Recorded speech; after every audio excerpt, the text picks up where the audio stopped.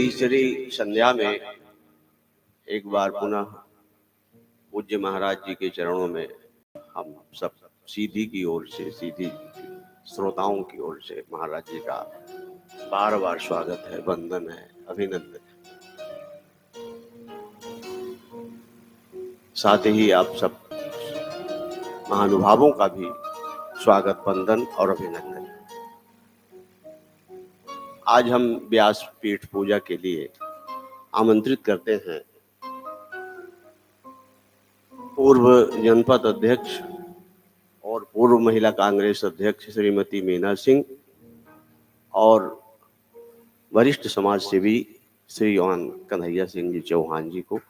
आप आए और व्यास पीठ का पूजन करें।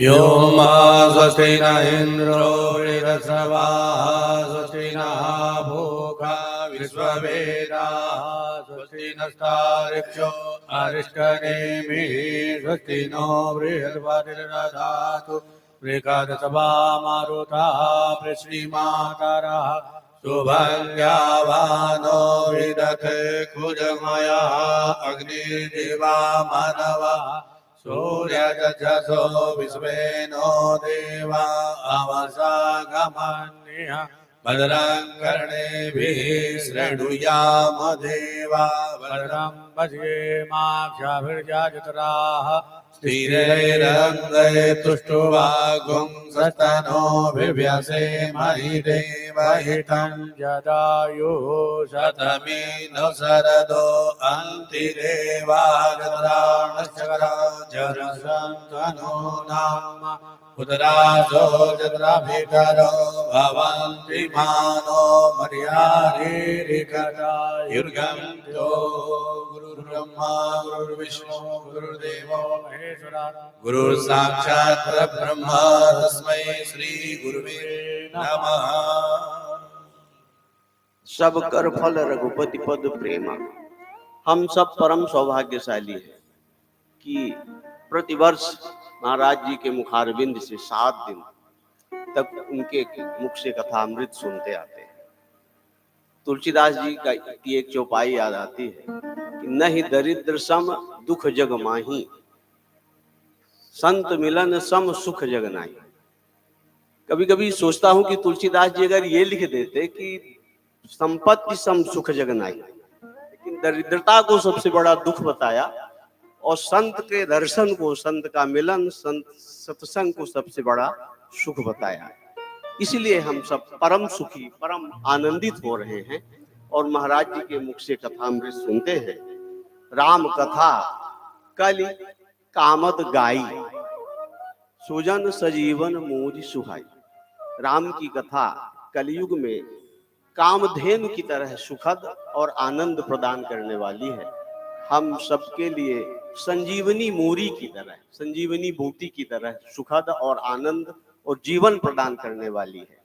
मैं महाराज जी से उन्हीं कथा का, उसी कथा का श्रवण हम लोग करते हैं और साधन निवेदन करते हैं कि आज की कथा अमृत का पान कराने का कष्ट करें। महाराज जी के चरणों में साधन निवेदन।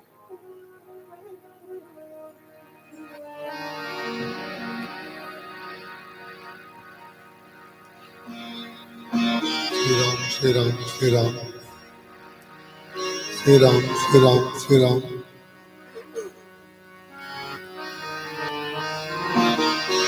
सीताराम सीताराम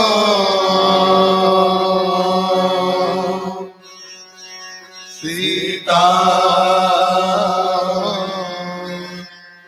राम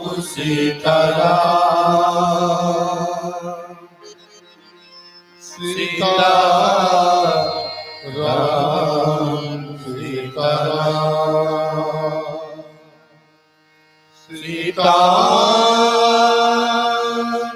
सीताराम सीता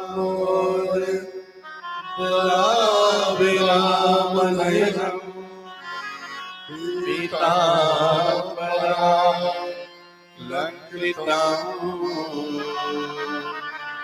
श्यामं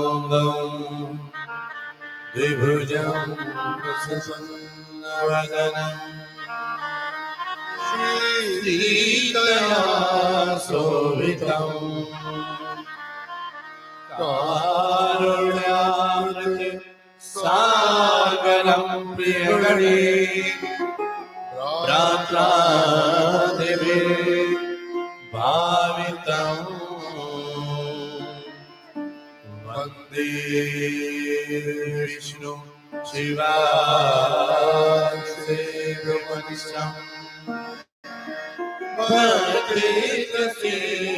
भक्तिसिद्धिप्रदम् अतुलित बलधामं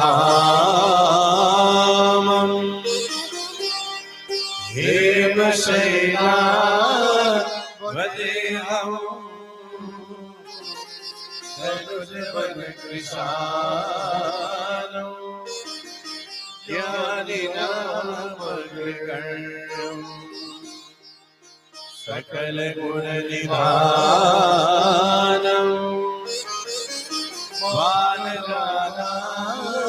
वानराणामधीशं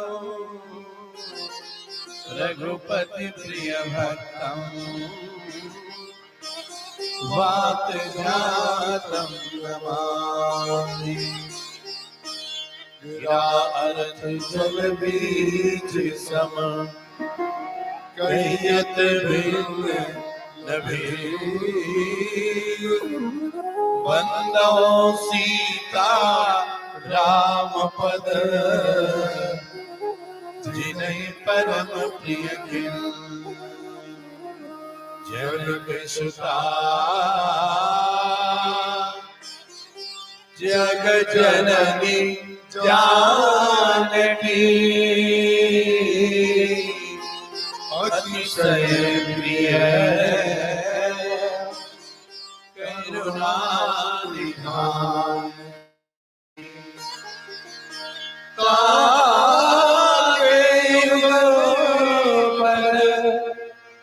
कमल मनावो कृपा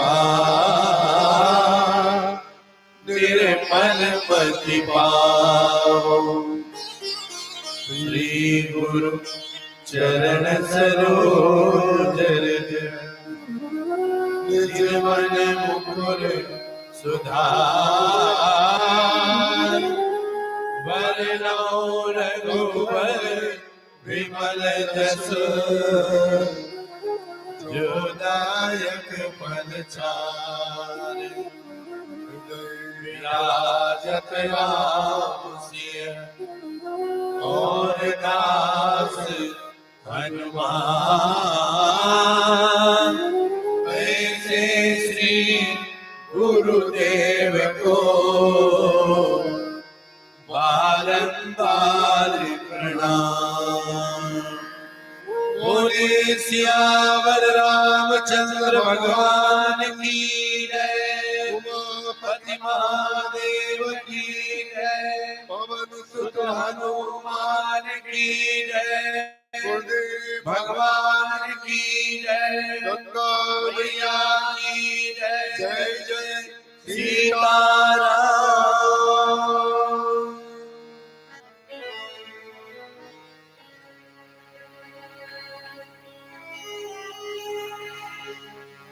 मैं अपनी संपूर्ण श्रद्धा श्री रामचरितमानस गोस्वामी श्री तुलसीदास जी महाराज और अपने गुरुदेव के श्री चरणों में अर्पित करता हूँ।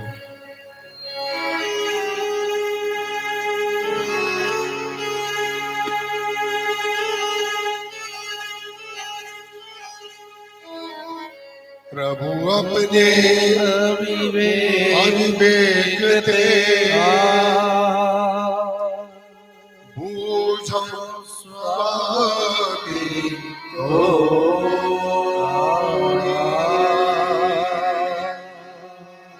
कृपा सिंधु सागर कहो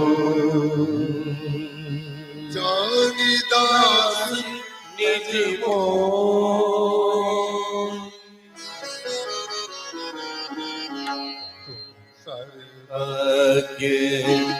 तज्ञ तम पारा तुम भी सुशील शरण आचारा ज्ञान विरति ज्ञान निवासा रघुनायक की तुम प्रिय दासा कारण कवन देह पाई तात सकल मोहि कहो बुझाई रामचरित सर सुंदर स्वामी पायउ कहाँ कहु नभ गामी नाथ सुनामय अस शिव पाही महाप्रलय नासित विनाई बचन ईश्वर कही सो मोरे मन सदय अग जग जीव नाथ देवा नाथ सकल जगो कलेवा अंध कटा अमित लयकारी कालो सदा दुर विक्रम भावी अंध कटा अमित लयकारी कालो सदा दुर विक्रम भारी महीन व्यापत काल अति कराल कारण तो कहु कृपा ज्ञान प्रभाव जो बन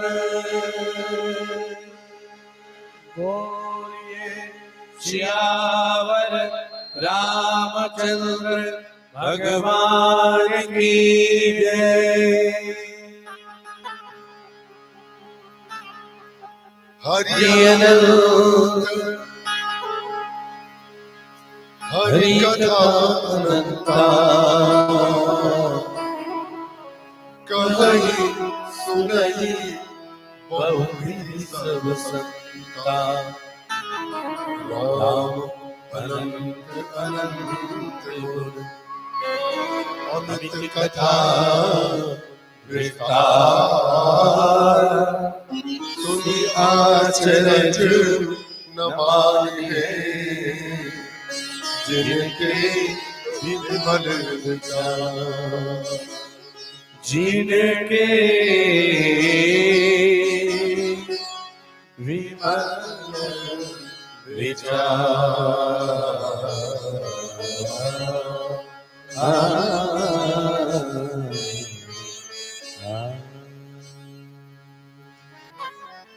राम कथा रस की रसक प्रकाश महानुभाव भक्तिमती बहनों, जितने लोग यहाँ पर रामायण की कथा सुनने के भाव से पधारे हैं, हम सबके चरणों में प्रणाम करते हैं और सभी का हृदय से स्वागत करते हैं।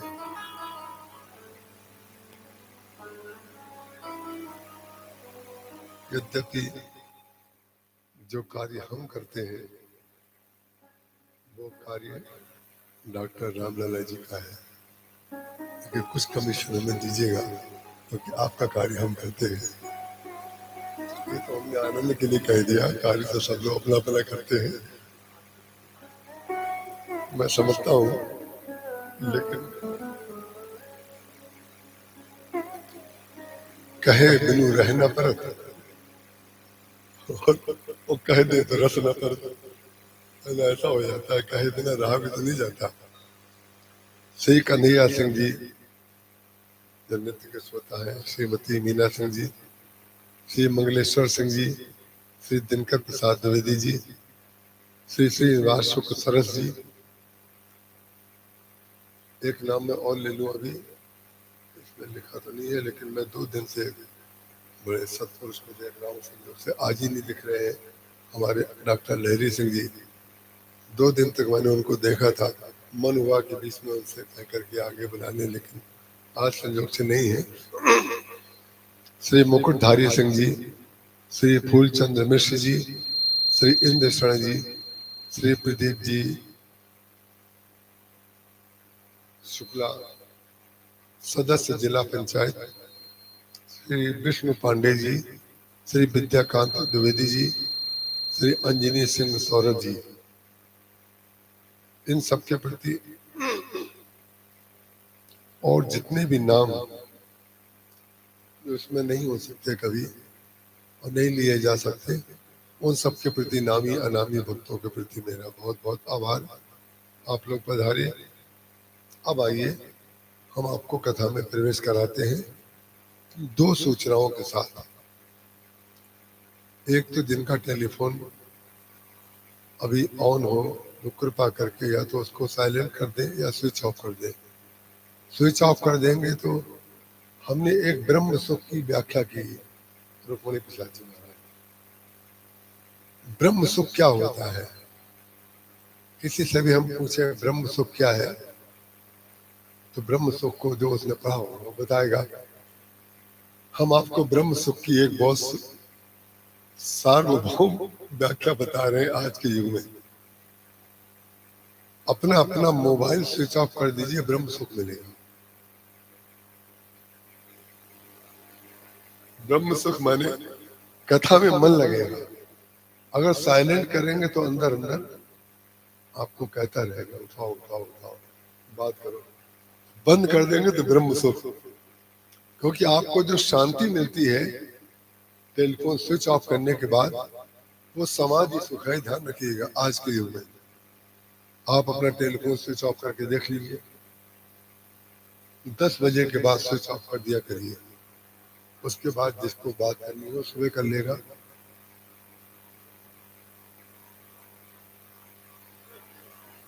अरे भैया, तो आपका अधिकार है, ये हमारा अधिकार नहीं है, क्योंकि आप यहाँ के हैं और हमें यहाँ रहना है भी। इसलिए जो है हम कुछ बातें नहीं कह सकते जो आप कह सकते हैं।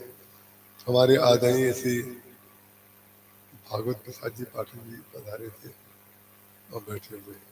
देखिए, उन्होंने आगे पवन तने कर लीना कर दिखाया और पाछे पवन तने वाला रूप कल आज दिखा रहे हैं। तो कभी आगे हो जाते हैं, कभी पीछे हो जाते हैं, कभी छोटे कभी बड़े, वो सब रूप धारण करना जानते हैं। तो इसलिए हम उनका भी स्वागत करते हैं। और एक सज्जन का नाम मैं इसलिए ले लूं कि रोज सोचता हूँ लूंगा लूंगा, लेकिन फिर मैं यहाँ आकर के बस कहीं और चला जाता हूँ। हमारे मनोज जी तिवारी, मीना जी ने हमें आज ठाकुर जी के चरणों में पारिजात के पुष्प ला करके दिखाए कि पारिजात के पुष्प आने लगे। तो पारिजात के पुष्प जो है वो हनुमान जी के प्रतीक है। हमारे यहाँ भी वहां पर वृक्ष लगा हुआ है चित्रकूट में पारिजात का। तो हनुमान जी के श्री बक्षस्थल में जहाँ भगवान का निवास है वहां सजा दिए जाते हैं वो पुष्प। लेकिन पारिजात पुष्प की एक विशेषता और है कि वो स्वयं झड़ जाता है, स्वयं झुक जाता है, स्वयं नीचे आ जाता है। लेकिन उसका उपयोग वो कर पाता है जो पारिजात के पुष्प के पेड़ के नीचे चादर बिछा दे। जो चादर बिछा देगा उसको सारे पुष्प मिल जाएंगे। तो हमारे मनोज जी जब किसी से बोलना शुरू करते हैं तो हमें लगता है पारिजात के फूल झड़ रहे हैं। अब मुझे ध्यान से सुनना पड़ता है क्या बोल रहे हैं, क्योंकि जो बात कभी कभी 3 सेकंड में कही जा सकती है, उस बात को 5 सेकंड में कहते हैं। क्योंकि फूल झड़ने में कुछ समय तो लगेगा, कुछ लटका रह जाता है, कोई गिर जाता है, तो वो इतने विधा से बात को बोलते हैं कि मेरा मन होता है कि इनको तो रेडियो पे बोलना चाहिए था। क्योंकि रेडियो पर जो बोलते हैं उनकी शैली अलग होती है, और व्यवहार में तो कोई बात खट से कह दी जाती है। तो हम उनके पारिजात के पुष्प के रूप में हम उनकी वंदना कर रहे हैं। बहुत सज्जन है, और उनका पुत्र, मैं इसलिए कह देना चाहता हूँ कि अच्छी बात को इसलिए कहना चाहिए कि लोग उससे सीखें। और उनका पुत्र जिसका नाम पवित्र है, वो नाम भी उसका पवित्र है और उसका हृदय भी पवित्र है। मैं इतने वर्षों से उसको देख रहा हूँ, प्रातः काल से लेकर के रात्रि काल तक की सेवाएं करता है, और उसकी आंखों में, उसकी वाणी में, उसके चलने में तनिक भी अहम का लेश नहीं है। तो जिस शहर में ऐसे बच्चे पैदा होते हो, उस शहर के राम कथा अनुरागी भक्तों को मैं बहुत बहुत प्रणाम करता हूँ। और मैं आपसे कितना प्रभावित हूँ यहाँ के श्रोताओं से, वो हर वर्ष आप सुनते हैं। आइए हम लोग कथा में प्रवेश करते हैं। टेलीफोन तो बोलेगा, हम बोले या ना बोले, लेकिन टेलीफोन तो बोलेगा। आपसे निवेदन है, कृपा करके स्विच ऑफ कर दें उसको, क्योंकि बीच में अगर बोलेगा तो बहुत असुविधा होती है। और एक सूचना और, जो मैंने 2 सूचना कही थी कि जिनको बीच में जाना है और उनको मालूम है कि हमें बीच में उठना है, तो उनको या तो पीछे बैठना चाहिए या कहीं और बैठना चाहिए। क्योंकि बीच में से जब उठते हैं लोग, तो अगल बगल वालों को भी व्यवधान होता है। तो ये आवश्यक सूचनाएं हमने आपके समक्ष प्रस्तुत की। आइए, गरुड़ जी महाराज जो भगवान के सदा निकट रहते हैं, गरुड़ महाज्ञानी गुण राशि, हरि सेवक अति निकट निवासी। जो अत्यंत निकट रहता है वो सबसे अधिक लाभ में भी रह सकता है और सबसे अधिक हानि में भी रह सकता है। क्योंकि अत्यंत निकट रहने में एक संभावना बनी रहती है कि व्यक्ति के अंदर अत्यंत निकट रहने के कारण अवज्ञा हो जाती है। मैं जब अपने गुरुदेव के श्री चरणों में सेवा के लिए आया, तब तक मैं रामचरितमानस में सुंदर कांड है ये भी नहीं जानता था। सुंदर कांड का पाठ करता था, लेकिन सुंदर कांड रामायण में है ये मुझे पता नहीं थी। और दीक्षा आदि की तो बात मुझे कुछ पता ही नहीं थी। जब कुछ लोगों को दीक्षा देते महाराज जी को देखा, कई महीने निकल गए, तो मैंने महाराज जी से एक दिन निवेदन किया कि अत्यंत निकट के संदर्भ में बता रहा हूं आपको, महाराज जी मुझे भी दीक्षा दे दीजिए। तो महाराज जी ने कहा अवश्य दे दे, अवश्य दे दे। ऐसा करते करते 14 वर्ष निकल गए, 14 वर्ष निकल गए। 14 वर्ष तक फिर मैंने दोबारा नहीं कहा। एक दिन इस स्फटिक शिला के नीचे चित्रकूट में एक शिलाखंड है, आप लोगों ने दर्शन किया होगा। वहां जब मैं जाता हूँ तो उस शिलाखंड को सिर रख कर जरूर प्रणाम करता हूँ और वहां आचमन करता हूँ मंदाकिनी जी में। उस दिन मेरे बगैर कहे महाराज जी एक जेब में माला लेकर के गए थे। जयप्रिया भवन में ठहरते थे महाराज जी, और वहां जाकर के मंत्र का उद्घोष किया और एक आध शब्द बोला और महाराज जी का लो तुम्हारी दीक्षा हो गई। मैंने माला ली, सूर्यधारी की। तब मैंने, मेरी प्रश्न करने की हमेशा से आदत रही है, स्वभाव रहा है। मैंने कहा कि महाराज जी हमने 14 वर्ष पहले आपसे कहा था दीक्षा के लिए, और बाकी लोग जो कहते हैं उनको आप ज्यादा से ज्यादा अगले साल की बात कहते हैं, या 3 दिन बाद या 2 दिन बाद। हमें आपने 14 साल बाद क्यों दी? तो महाराज जी ने कहा कि जो सेवक निकट रहता है उससे अवज्ञा की संभावना बनी रहती है।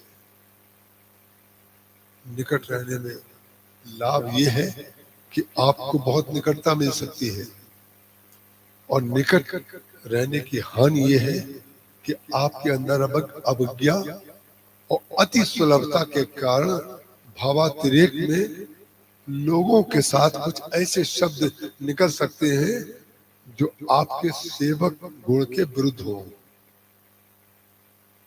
इसलिए गरुड़ महाज्ञानी गुण राशि हरि सेवक अति निकट निवासी, और अति निकट निवासी के संदर्भ में जय और विजय भी है।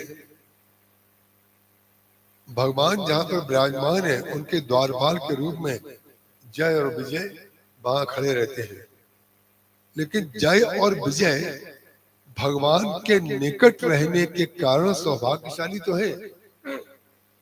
जैसा रूप विष्णु का है वैसा ही रूप उन द्वारपालों का भी है। जो शंख चक्र गदा पद्म उनके हाथ में है वही उनके हाथ में है, वही पीतांबर भगवान पहनते हैं, वही पीतांबर वो भी पहनते हैं। देख करके लगेगा साक्षात विष्णु खड़े हैं, लेकिन लगेगा विष्णु है नहीं। जिस दिन विष्णु हो जाएंगे उस दिन तो धन्य हो जाएंगे। सनक सनंदन सनातन सनत कुमार, जब ये ऋषि आते हैं जो भगवान विष्णु से एकत्व प्राप्त कर चुके हैं, जो तदाकार है भगवान में, वो जो भगवान में तदाकार है, जागृत स्वप्न सुप्त सुषुप्ति सभी स्थितियों में जो भगवान को अनुभव करता है, वे संत हैं। ये चारों जाने लगे अंदर। जब चारों अंदर जाने लगे तो एक डंडा इधर से और एक डंडा इधर से जय और विजय ने टेक दिया। बोले कहाँ जा रहे हो, किससे पूछ करके जा रहे हो? हम खड़े हुए हैं, हमसे पूछने की आवश्यकता नहीं है।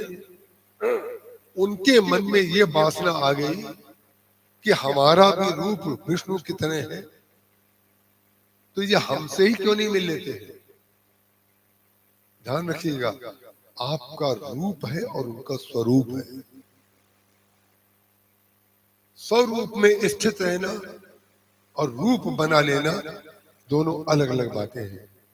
ये तो जय और विजय की बात हुई। और दूसरे जो रावण कुंभकर्ण बने वो कौन बने? नारद जी के साथ जो लग गए थे शंकर जी के रुद्रगण, शंकर जी के साथ हमेशा रहते थे। लेकिन शंकर जी ने ये कहा नारद जी से, क्योंकि भगवान की माया नारद जी को लग चुकी थी, और जब भगवान जो चाहेंगे अब तो नारद जी वही करेंगे। भगवान के भक्त के द्वारा कभी आचरण का हनन भी अगर होता है तो गोस्वामी तुलसीदास जी महाराज ने वहां पर भगवान की माया शब्द का प्रयोग किया है। लेकिन राक्षसों के द्वारा जो अवज्ञा होती है उसमें माया का प्रयोग नहीं किया है, वो उनका चरित्र है। तो भगवान की माया उनको लग चुकी थी, तो नारद जी अपने बस में नहीं है। जो भगवान की लीला है वही नारद जी करने के लिए बाध्य है। तो शंकर जी ने कहा था, जिमी ये कथा सुनायो मोही। नारद जी ने अपने काम के विजय की कथा शंकर जी को आकर के सुनाई। अब जब नारद जी के लिए मैं जो शब्द कहूंगा उसको आप नारद रूप में मत देखिएगा, उसको भगवान की माया रूप में सुनिएगा, ताकि कई बार श्रोता, मान लीजिए कोई एक बार पहली बार आया हो, या मान लीजिए कभी कल्पना करिए किसी ने सत्संग पहले नहीं किया है, तो ऐसा ना हो कि नारद जी के प्रति उसकी भावना बदल जाए। इसलिए मैंने स्पष्टीकरण कर दिया। शंकर जी को जब उन्होंने काम पर मैंने कैसे विजय प्राप्त की वो कथा सुनाई, तो शंकर जी को दया आ गई कि जो हमेशा भगवान का चरित्र सुनाने वाला भगवान का भक्त आज वो अपने गुण गा रहा है। तो कहने लगे अब मैं भगवान विष्णु के पास जा रहा हूं। तब भगवान शंकर ने कहा जिन ये कथा सुनायो मोहि तिम जन हरि सुनायो कबहु। हरि को जाकर के, विष्णु को जाकर के ये कथा मत सुना। उन्होंने कहा अब देखिए, पुलकित हो रहे हैं, जैसे विवाह के लिए पुलकित हो रहे थे। पुण्य पुण्य मुनि अकुसई अकुलाही, जैसे जयमाल के लिए अकुला रहे थे, ऐसे ही व्यक्ति कभी कभी अपनी प्रशंसा के लिए अकुलाता है। और इस प्रकार का मानस रोग लगभग सब में होता है सबके लकी बिरलन पाए। मानस रोग सबके अंदर है, लेकिन देख कम लोग पाते हैं। ये प्रशंसा का राक्षस ऐसा होता है कि जहां व्यक्ति अच्छा कार्य करता है तो उसको ये इच्छा हो जाती है कि हमारे कार्य की प्रशंसा सब लोग करें। और जब आप अपने कार्य की प्रशंसा सबसे सुनना चाहते हैं, तब आपका कार्य हो जाता है छोटा और अहंकार हो जाता है बड़ा। पूज्य गुरुदेव महाराज श्री रामकिंकर जी ने इस संदर्भ को सुंदर कांड में सुरसा के संदर्भ में बताया है। सुरसा नाम राक्षसी एका, सुरसा जो सुरसा जो है ऐसी राक्षसी है। हनुमान जी महाराज जब उसके पास गए तो उसने कहा मैं तुम्हें खा जाऊंगी। तो हनुमान जी महाराज ने कहा खा जाना, लेकिन पहले मैं सीता कैसे प्रभु सुनाऊं। तब तो बदन पैठी आई, सत्य कहो मोई जान दे माई। हे माँ, मैं राम जी का संदेश सीता जी को सुना दूं और सीता जी का संदेश राम जी को सुना दूं, उसके बाद मैं तुम्हारे पास आ जाऊंगा। हनुमान जी कह रहे हैं तब तो बदन पैठे आई, सत्य कहो मोहि जान दे माई। मैं सत्य कह रहा हूं, मुझे इस समय जाने दीजिए।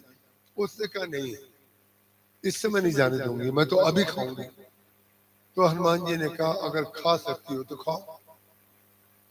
फिर हनुमान जी बन गए, बोले खा सकती हो तो खाओ। तो उसने मुंह बढ़ाना शुरू किया, क्योंकि मुंह उसका उस समय छोटा था।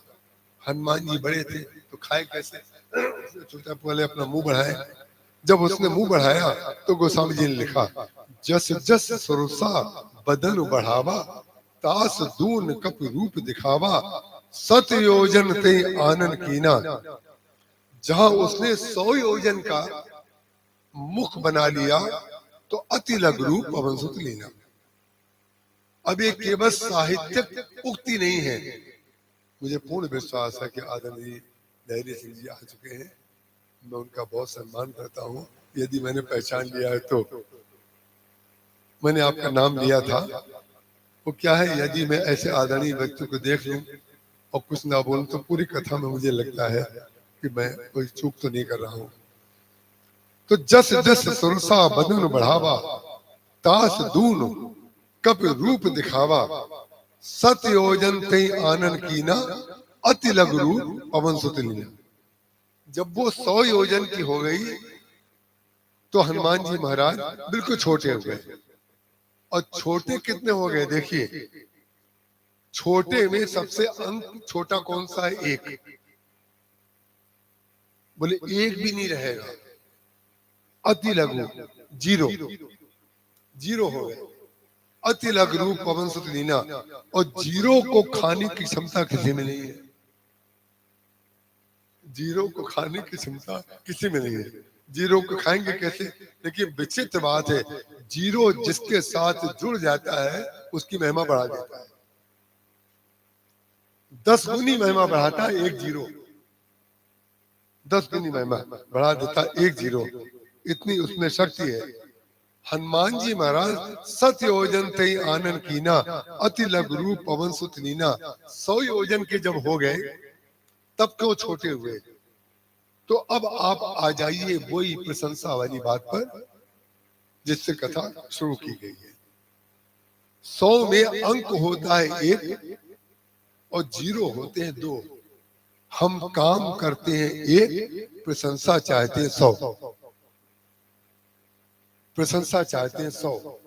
तो पूज्य श्री राम किंकर जी महाराज ने इस सोसा का नाम रखा। ये आध्यात्मिक व्याख्या है। इसको समझे बगैर रामायण में प्रवेश ही नहीं होगा। प्रवेश इसलिए नहीं होगा, तब वो केवल कथा कहानी बन जाएगी। उसका आंतरिक तत्व क्या है वो आपको समझ में नहीं आ पाएगा। अति लघु रूप पवन सुत लीना, बोले बहुत छोटी बन गई, बहुत छोटे बन गए हनुमान जी महाराज। तो महाराज जी ने इस सोरसा का नाम रखा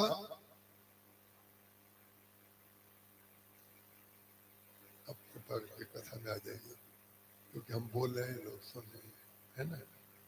अति लघु रूप पवन सुत लीना, तो महाराज जी ने इसका एक आध्यात्मिक नाम रखा कि ये सोरसा है कौन। ये प्रतीकवाद भी कह सकते हैं। सोरसा है कौन, बोले ये लोकेशना की इच्छा है। और लोकेशना की इच्छा जो होती है इसको मारा नहीं जाता है। ये हनुमान जी की विशेषता है। सबके साथ एक जैसा व्यवहार करना अज्ञान है। कितनी भी विशेषता की जाए, कितनी भी प्रशंसा लोगों की जाए, ये सबके प्रति एक भाव रखते हैं। सबके प्रति एक भाव नहीं रखा जा सकता। ये केवल काव्य है, असंभव है। हनुमान जी महाराज ने वहां जाकर के लंका में राक्षसों को जब मारा तो क्या लिखा गोस्वामी जी ने, कछु मारे से, कछु मर्द से, कछु मिले से धर धूर, कछ पुनि जाई पुकारे पर मरकट भलभूल। कुछ बंदरों को मारा, कुछ को धूल में मिला दिया, कुछ को जिंदा छोड़ दिया। क्यों जिंदा क्यों छोड़ दिया, बोले रावण के पास हमारे आने की सूचना क्या हम देंगे जाकर, इन्हीं के आदमियों से काम कराते हैं। ध्यान रखिएगा, राम का भक्त कोई हथियार नहीं रखता है, केवल राम नाम को मुख में रखता है। हनुमान जी महाराज के मुख में राम नाम था, बाकी कोई हथियार नहीं। हथियार क्यों नहीं लिया, बोले हथियार तो आपके पास पहले से है, हम आपके ही हथियारों का उपयोग कर लेंगे और आपके लिए। ये राम भक्त, ये विशेषता है सत्संग की, राम नाम की। बोले हमें तो राम नाम ही पर्याप्त है, क्योंकि कागभूषण जी महाराज कहते हैं सबका फल राम के चरणों में प्रेम है, और राम की कृपा के बगैर कुछ नहीं होगा। सब कर्म आ गए एक फल, राम चरण रति देव। कछ मारे से कछ मर्दसी, कछ मिले से धर धूरी। तो सुरसा को उन्होंने मारा नहीं। सुरसा को मार सकते थे, लंकनी को मार सकते थे, लेकिन नहीं मारा। लेकिन जो सिंगिका थी, सिंगिका समुद्र के नीचे, उसको मार दिया। वहां अभी नहीं जा रहे हैं, अभी सुरसा को ही पकड़े हुए हैं और उसी की बात करेंगे आपके समझ। ये जो लोकेशना की वृत्ति है, ये लोकेशना की वृत्ति होती, जरा सा अच्छा सा काम किया और प्रशंसा और प्रशंसा और प्रशंसा। जब 100 योजन का मुंह इसका बढ़ जाता है तो हनुमान जी कहते अब छोटे हो जाओ, और छोटे होके तुरंत उसके मुंह में से निकल आए बाहर। जब बाहर निकल आए तो उसने जब मुंह बंद किया कि हनुमान जी को खा जाऊं, तो मुंह बंद किया तो हनुमान जी अंदर हो तब ना खाओगे। वो तो हनुमान जी तो बाहर निकल आए। यही तो राम नाम का जो जापक है, जो साधक है, वो मुंह के अंदर भी जाना जानता है और मुंह से बाहर निकलना भी जानता है। अभिमन्यु और अंगद, 2 पात्र द्वापर और त्रेता में ऐसे हैं जो लंका में जाना जानते हैं, लेकिन जी संशय कछु फिरती बारा। और अंगद ने भी, जो अभिमन्यु है, उसने भी कहा था इस चक्रव्यूह में मैं चला तो जाऊंगा लेकिन निकल नहीं पाऊंगा, क्योंकि निकलने की कथा जब मेरे पिताजी सुना रहे थे उस समय मेरी माँ को नींद आ गई थी, उस समय मैं सुन नहीं पाया। तो ये जो संसार है महाराज, ये संसार बहुत बड़ा चक्रव्यूह है और ये लंका है। इसमें हनुमान जी जैसे साधक या तो भगवान का भक्त या भगवान। इस चक्रव्यूह में और इस लंका में दो ही लोग जाना जानते हैं। और क्यों जाना जानते हैं? भगवान का भक्त और भगवान कभी भूतपूर्व नहीं होते, हमेशा वर्तमान रहते हैं। भगवान का भक्त वर्तमान रहता है और भगवान स्वयं वर्तमान रहते हैं। हनुमान जी महाराज निकल आए, उसने देखा कि मुंह में कुछ चला रही हूं, मुंह कुछ अंदर चल नहीं रहा है, क्या बात है? दाढ़ को दबाया, कभी इधर दबाया, बंदर गया कहाँ? तो हनुमान जी महाराज ने बाहर से प्रणाम किया, माता जी इधर खड़ा हूं, मैं इधर खड़ा हुआ हूं। जब उन्होंने कहा इधर खड़े हो, तब उसने कहा राम काज सब करी, तुम बल बुद्धि निधान, आशिक देई गई सो हर्ष चलो हनुमान। जो लोग आपके लिए खाने के लिए दौड़ते हैं वो तब तक आपको खाएंगे जब तक आप उनके साथ बढ़ेंगे, और जब उनको पता चल जाएगा ये तो जीरो प्रोफाइल हो गया तो वही आशीर्वाद देंगे। जब तक आपके घर में रोटी नहीं है तब तक खिचड़ी बढ़वाएंगे, और जिस दिन आप खिचड़ी बांटने लायक हो जाएंगे उस दिन आपकी टांग खींचेंगे। ये संसार का नियम है, ये संसार का स्वरूप है। इसलिए जो भगवान का भक्त होता है, हनुमान जी महाराज सुरसा के पास जाकर के भी बिना उसको मारे, बिना किसी हथियार का प्रयोग किए, केवल राम नाम की शक्ति जो अंदर है उनके अंदर, बल विवेक विज्ञान निधाना, बल विवेक और विज्ञान के वो निधान है। जब तक सारे गुणों का सामंजस्य आपके अंदर नहीं होगा, किसी एक प्रकार का गुण आपको किसी एक प्रकार का अवार्ड दिला सकता है। ना जाने कितने संसार में ऐसे लोग हैं जिनमें लगभग सब गुण हैं, उनको कोई अवार्ड नहीं मिलता। अवार्ड इसलिए नहीं मिलता, ये ना देने वालों की गलती नहीं है, उनको अवार्ड की आवश्यकता नहीं है, क्योंकि आप हमारे गुण को समझ ही नहीं पाओगे। पहले समझो तब ना दो अवार्ड। अवार्ड जो होता है वो बहुत छोटा होता है, अवार्ड छोटा होता है, व्यक्ति उससे बड़ा होता है। जब महाराज जी राम किंकर जी को पद्म भूषण का अवार्ड दिया गया तो महाराज जी के किसी शिष्य ने उनके नाम के साथ पद्म भूषण पंडित राम किंकर उपाध्याय ऐसा करके लिख दिया। महाराज जी का काटो उसको, महाराज जी का काटो। और ये भी बताऊं, सतना की बात है, दोनों बातें जब मिल गया तो कटवा दिया, जब तक नहीं मिला तो मना नहीं किया। वो मना न करने के पीछे क्या कारण था? सतना में महाराज जी किसी ट्रेन से उतरे थे, यूनिवर्सल केबिस में प्रवचन था महाराज जी का। पत्रकार लोग आए, उन्होंने महाराज जी से पूछा कि आपको पद्म भूषण दिया जा रहा है, आपको तो भारत रत्न दिया जाना चाहिए। देखिए, लोग इस प्रकार से आपसे बात करेंगे कि आपके अंदर जो रोग होगा ना उसको उभारेंगे, और यदि आपके अंदर रोग होगा तो उभर जाएगा, और यदि आप वैद्य होंगे तो उनके रोग की दवा कर देंगे। सदगुरु वैद्य वचन विश्वासा। सदगुरु के सामने बोलते समय ये सोचना चाहिए कि आपने एक वाक्य बोल दिया है, ये ग्रंथ बनेगा। एक वाक्य बोलने से पहले सावधान रहना चाहिए कि हम कौन सा वाक्य बोल रहे हैं और कौन सा वाक्य कहला रहे हैं, क्योंकि जो व्यक्ति वाक्य को कहलाता है वो ये समझता है हम सामने ना है, लेकिन जो वाक्य को सुनता है, जो श्रुति को सुना हुआ है, वो ये तक जानता है ये वाक्य कौन बोल सकता है, किसकी इतनी हिम्मत है कि जो ये वाक्य बोले वो वहां तक तुरंत पहुंच जाता है। और वो व्यक्ति समझता है इतने लोगों में किसने कहा, इन्हें क्या पता। अरे हमें सब पता है। जब सतना में उन्होंने पूछा महाराज आपको तो भारत रत्न मिलना चाहिए था, तो महाराज जी ने कहा देखिए ये अति लघु रूप पवन सुत लीला बता रहा हूं अपने गुरुदेव के अंदर कैसा था। बोले हमें तो कोई चिट्ठी में लिख करके सर्वश्रेष्ठ बता दे या श्रेष्ठ बता दे, न तो इसकी इच्छा है और ना हम इसके लायक हैं। लेकिन यदि कुछ दिया जा रहा है उसको मना कर दें तो हमारा अहंकार होगा। क्योंकि महाराज जी कहते थे, एक बार महाराज जी ने हमसे कहा और आपके चरणों को प्रणाम करके मैं ये बात स्वीकार करता हूँ कि आज की तारीख तक मैंने उसका पालन किया है।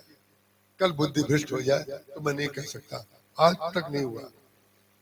महाराज जी ने कहा किसी से कभी कुछ मांगना मत। और दूसरी बात कही, कोई दे तो मना मत करना। हमने कहा ये क्या बताया आपने, इसकी गुत्थी सुलझाइए कि मांगना मत, कोई दे तो दे, मना मत करना। बोले मांगोगे तो दीन बन जाओगे, मना करोगे तो अहंकारी बन जाओगे। ये संतों की शैली है महाराज। उसका कारण क्या है? महाराज जी ने कहा है लेते समय भोगी बन जाओ और देते समय योगी बन जाओ। उसका कारण क्या है? किसी ने कुछ दिया है, उसने ये कहा आपको देते समय कि आप अपने भोग में लगाइए, आप उसको लोक कल्याण में लगा दीजिए। ये है जोग भोग मह राख्यो गोई, राम बिलोकत प्रगटो सोई। ये तत्पदार्थ है। ये सोई शब्द जो है ये तत्पदार्थ है। जनक जी महाराज जो परम ज्ञानी है, जो ज्ञान की परंपरा है और ज्ञान की शाखा है, ज्ञान के मूल है और ज्ञान के उत्कर्ष है। जनक जी से बड़ा ज्ञानी कोई और नहीं हुआ। ज्ञान की प्रति मूर्ति है। लेकिन भगवान राम को जब उन्होंने देखा तो गोस्वामी तुलसीदास जी महाराज ने जनक जी के लिए कौन सा शब्द लिखा? बोले मैं जनक जी के चरणों की वंदना करता हूं। उनकी विशेषता क्या है? बोले जोग भोग में राख्यो गोई, संसार की दृष्टि में भोगी और अपने हृदय में योगी। जोग भोग जैसे, और जोग भोग को कैसे हम स्पष्ट करें, कैसे समझाएं श्रोता को? जैसे आप सोने की अंगूठी जिसमें हीरा लगा हुआ हो बाजार में खरीदने जाएंगे तो वो आपको लिफाफे में रख के नहीं दी जाएगी, आपको दी जाएगी एक डब्बे में। उसको कहते हैं मंजूषा।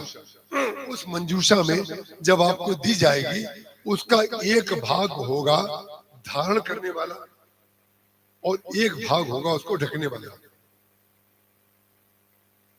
तो जो भोग वाला भाग है उनका, जो भोग वाला भाग वो तो है योगी वाला, जो धारण किए हुए वो तो नीचे है। योगी वाला, योग वाला रूप जनक जी का नीचे है, जिसमें उन्होंने राम रूप रत्न को, राम रूप प्रेम को छुपा करके रखा है। और बाहर से राजा है। तो जब राजा है तो राजकाल तो चलाएंगे। श्रीमद् भागवत में, रामचरितमानस में, अन्य पुराणों में, देवी भागवत में जितने पुराण हैं सब में आप राजाओं की कथा सुनेंगे। और राजा भक्त हुए, अनेक प्रकार के भक्त हुए, केवल राजा नहीं, लेकिन राजाओं की कथाएं अनेक है। उसका कारण क्या है? जब राज्य वो चलाएगा तो उसमें भेद भी करेगा। जथा जोग पीढ़न बैठाए। जब जीवनार हुई तो जो जिसके योग था उसके योग, जनक जी जैसे ज्ञानी ने समता का प्रयोग नहीं किया। जथा जोग पीढ़न बैठाए, जो जिस योग्य था उसको वहां बैठाया। जैसे मान लीजिए कोई अति विशिष्ट व्यक्ति है, अति आदरणीय है, तो उसके लिए यहाँ पर भी कोई बहुत बड़ा सोफा हो सकता है, यहाँ लगा दिया जाए या कुछ और व्यवस्था कर दी जाए। उसका कारण क्या है? अरे भाई वो आ रहे हैं, उनका आना बहुत महत्वपूर्ण बात है, बड़े आदरणीय हैं, तो उसके लिए जथा जोग शब्द लिख दिया गया। ज्ञानी होने का तात्पर्य व्यवहार में जथा जोग नहीं है। व्यवहार में जथा जोग है और हृदय में समरसता। हृदय में सबके प्रति समभाव है, लेकिन व्यवहार में आपको जथा जोग बने बगैर आप व्यवहार ही नहीं कर सकते। डॉक्टर सबको इंजेक्शन नहीं लगाता है और सबका ऑपरेशन भी नहीं करता है। सबको गोली भी नहीं देता है, सबको पीने की भी दवा नहीं देता।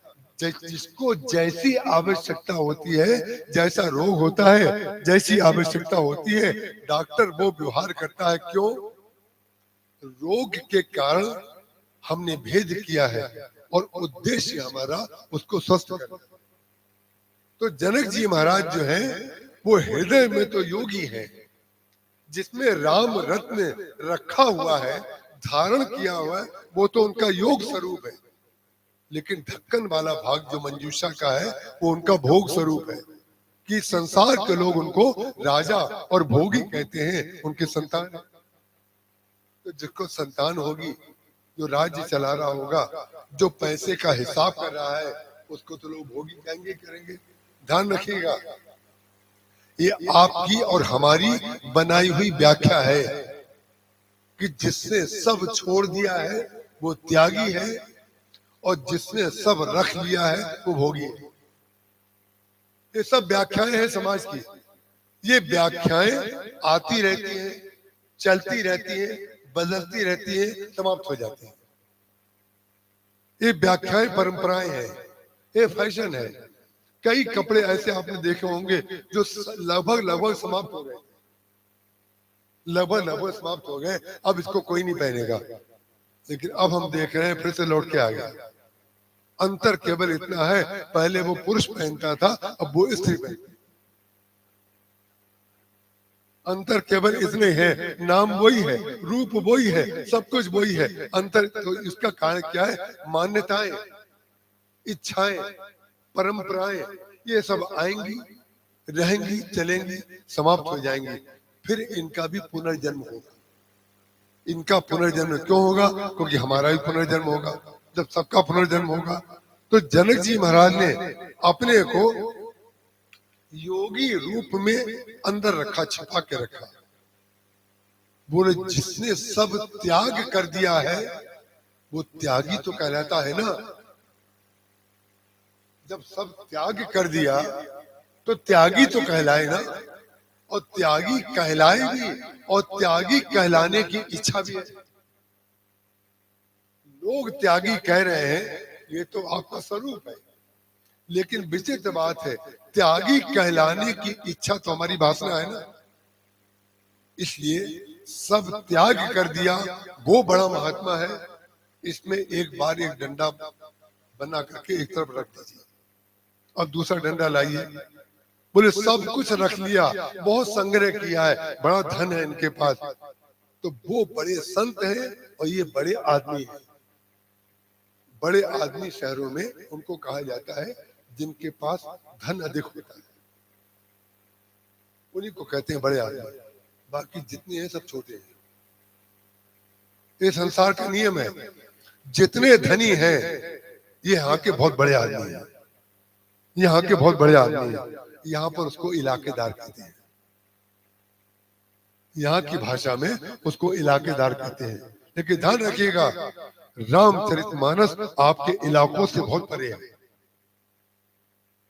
गोस्वामी तुलसीदास जी महाराज आपके इलाके के दायरे में नहीं आते हैं, वो बहुत बड़े हैं। और इसलिए नहीं आते हैं कि आपको भी वो अखंड मंडलाकारम बनाना जानते हैं और चाहते हैं। वो आपको तब पता चलेगा जब आप अपने एरिया में से निकल करके बाहर जाइए। बाहर जाइए, निकलिए, तब आपको पता चल जाए कि ईश्वर का इलाका कितना बड़ा है। विदेशों में जरा जाइए, आप खिचड़ी खिलाते हैं जिस देश में, धन्य है ये भारत देश, जहां पर खिचड़ी खिलाने वालों को धन्यवाद मिलता है, उनको प्रणाम किया जाता है। ऐसे ऐसे देश हैं कि जिनको आप कुछ देना चाहे तो भी उनको जरूरत नहीं है, वो मना कर देंगे, एक क्षमा करिएगा, थैंक यू सो मच, हमें नहीं चाहिए।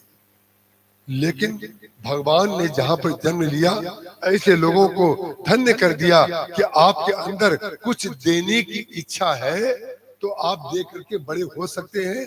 तो आप भगवान को धन्यवाद दीजिए कि आपने देने लायक बना करके हमें बड़ा बना दिया। इस नाम पे बड़े बनने हैं। मालूम है बड़ा कौन है? जो सब कुछ त्याग चुका है और जो सब कुछ रखा हुआ है। ये मनुष्य के लिए संभव है। क्योंकि मनुष्य ने त्यागा है और मनुष्य ने रखा है। दोनों कार्य मनुष्य के लिए संभव है। जो असंभव कार्य है, असंभव ना कहें तो मुश्किल कहें, वो कौन सा कार्य है? यथा लाभ संतोष सदाई। भक्त के लक्षण त्यागने में नहीं है, भक्त के लक्षण रखने में भी नहीं है। भक्त का लक्षण ये है आठव यथा लाभ संतोष। और जिस व्यक्ति को संतोष हो गया उससे बड़ा आदमी कोई नहीं है दुनिया। ध्यान रखिएगा, जिसको संतोष हो गया। और संतोष कब होगा? जब तक संसार को पाने की इच्छा रहेगी तब तक असंतोष बना रहेगा। जिस दिन भगवान को पाने के बाद संतोष मिल जाएगा उस दिन सारी इच्छा समाप्त हो जाएगी, क्योंकि सब कुछ मिल गया। और इस संतोष को किसने माना? इस संतोष को किसने माना? रामचरितमानस में नाथ आज मैं कह न पाऊं। जो जनक जी की स्थिति है महाराज, जनक जी ने तो छुपा करके रखा। राम बिलोकत प्रगटऊ सोई, जोग भोग मां राखेऊ गोई। जोग और भोग के बीच में भगवान राम के प्रति जो उनका प्रेम है, उनके चरणों में जो प्रेम है, उसको उन्होंने छिपा करके रखा था। लेकिन जहां भगवान को देखा, जहां निर्गुण के सगुण रूप को देखा, जब क्या स्थिति आ गई? राम बिलोकत प्रगटू सोई। सोई शब्द रामचरितमानस में जहां जहां है वो तत्पदार्थ के लिए है। सोई सुख, सोई गति, सोई भगति, सोई निज चरण स्नेह, सोई विवेक, सोई रहनि प्रभु हमें कृपा कर देव। तात जनक तनया ये सोई। सोई सोई का तात्पर्य ये जनक जी की पुत्री तो दिखाई दे रही है, लेकिन ध्यान रखना जो क्षीर सागर में हमारे चरणों को दबाती है ये बोई है, ये सीता जी और कोई नहीं है। और वही लक्ष्मण जी को बता रहे हैं जो शेष साई रूप में अपने शरीर के ऊपर भगवान को विश्राम देते हैं और अपने 1000 फन वाले नाग से भगवान के ऊपर छत्र बनाए रहते हैं। वो लक्ष्मण जी को बता रहे हैं तात जनक तनया ये सोई, धनुष जग जय कारण होई। जासु बिलोक अलौकिक शोभा, सहज पुनीत मोर मन क्षोभा। जो सहज पवित्र मेरा मन है इसमें क्षोभ आ गया, क्षोभ आ गया। जब क्षोभ आ गया, जब नींबू पड़ गया तब तो दूध फट गया। जब गर्म दूध में आपने नींबू निचोड़ दिया, क्षोभ आ गया तो नींबू फट गया? बोले नहीं, दूध फटा नहीं, दूध फाड़ा गया। आप छेना बनाने के लिए भी नींबू निचोड़ते हैं और खटास से भी दूध फटता है। जब आपका उद्देश्य होता है दूध को फाड़ना, तब दूध फटता तो है लेकिन आपको आनंद देता है, क्योंकि जो आप चाहते थे वो हुआ। बोले सहज पुनीत मोर मन क्षोभा। और ऐसा कौन सा पूर्ण ब्रह्म है जो पूर्ण सौंदर्य को देख करके प्रभावित ना हो? पूर्ण को देख करके पूर्ण तो प्रभावित हुए बगैर नहीं रह सकता है। इसलिए जो काकभूषुंडी जी महाराज कहते हैं मुझे तो पूर्ण मिल गया, पूर्ण। ना हमारा ये योग बल है, ना हमारा ये ज्ञान बल है। तो जो जनक जी को हो रहा है वही बात समाज का सबसे साधारण आदमी, केवट को सब लोग नीचा कहते थे। भरत जी से उसने यही कह करके परिचय दिया, कपटी कायर कुमति कुजाति। क्यों कहते थे लोग? क्योंकि उसके पास पैसा नहीं था। जिसके पास पैसा है उसमें कपट नहीं है, वो कुमति नहीं है, वो कुजाति नहीं है। जिसके पास पैसा आ जाए उसकी सबको सुमति दिखाई देने लग जाती है। जो कर रहे हैं बहुत अच्छा कर रहे हैं। ध्यान रखिएगा, कुमति और सुमति सबसे साधारण आदमी और सबसे बड़े आदमी सब में हो सकती है। इसलिए रामचरितमानस आपको लेवल में चलना सिखाता है, जमीन में चलना सिखाता है। एक टीले को काटता है और गड्ढा भरता है, फिर जमीन को पूरा कर देता है। जब केवट को भगवान उतर गए नाव से, केवट उतर दंडवत कीना, प्रभु सकुचे ये कछु नहीं दीना। भगवान को संकोच लगा, हमने इसको कुछ नहीं दिया। श्री सीता जी ने पिए हिए की सिए जान निहारी, मणि मुदरी मन मुदित उतारी। अपने प्रिय की हृदय की भाषा को जानने वाली सीता, उन्होंने क्या किया? हमारे पति को हमारे पास कुछ भी है, ये है धर्म, भारत का धर्म ये है। और मैं चाहता हूं कि बच्चों को जैसे फैशन बदल करके कपड़े आ गए हैं, ऐसे ही आज के युवा बच्चों को ये बताया जाना चाहिए कि स्त्रियों को ऐसा ही समर्पित होना चाहिए। अगर घर चलाना है, देश चलाना है और अपने को चलाना है तो वो ही बनना पड़ेगा, और नहीं तो कोई बना देगा। आप नहीं बनेंगे तो परिस्थिति आपको वही बना देगी। उसका कारण क्या है? आपको जब घर दिया जाता है तो आपको घर में बंद नहीं किया जाता है। घर में अंदर भी चटकिनी रहती है और बाहर भी चटकिनी रहती है।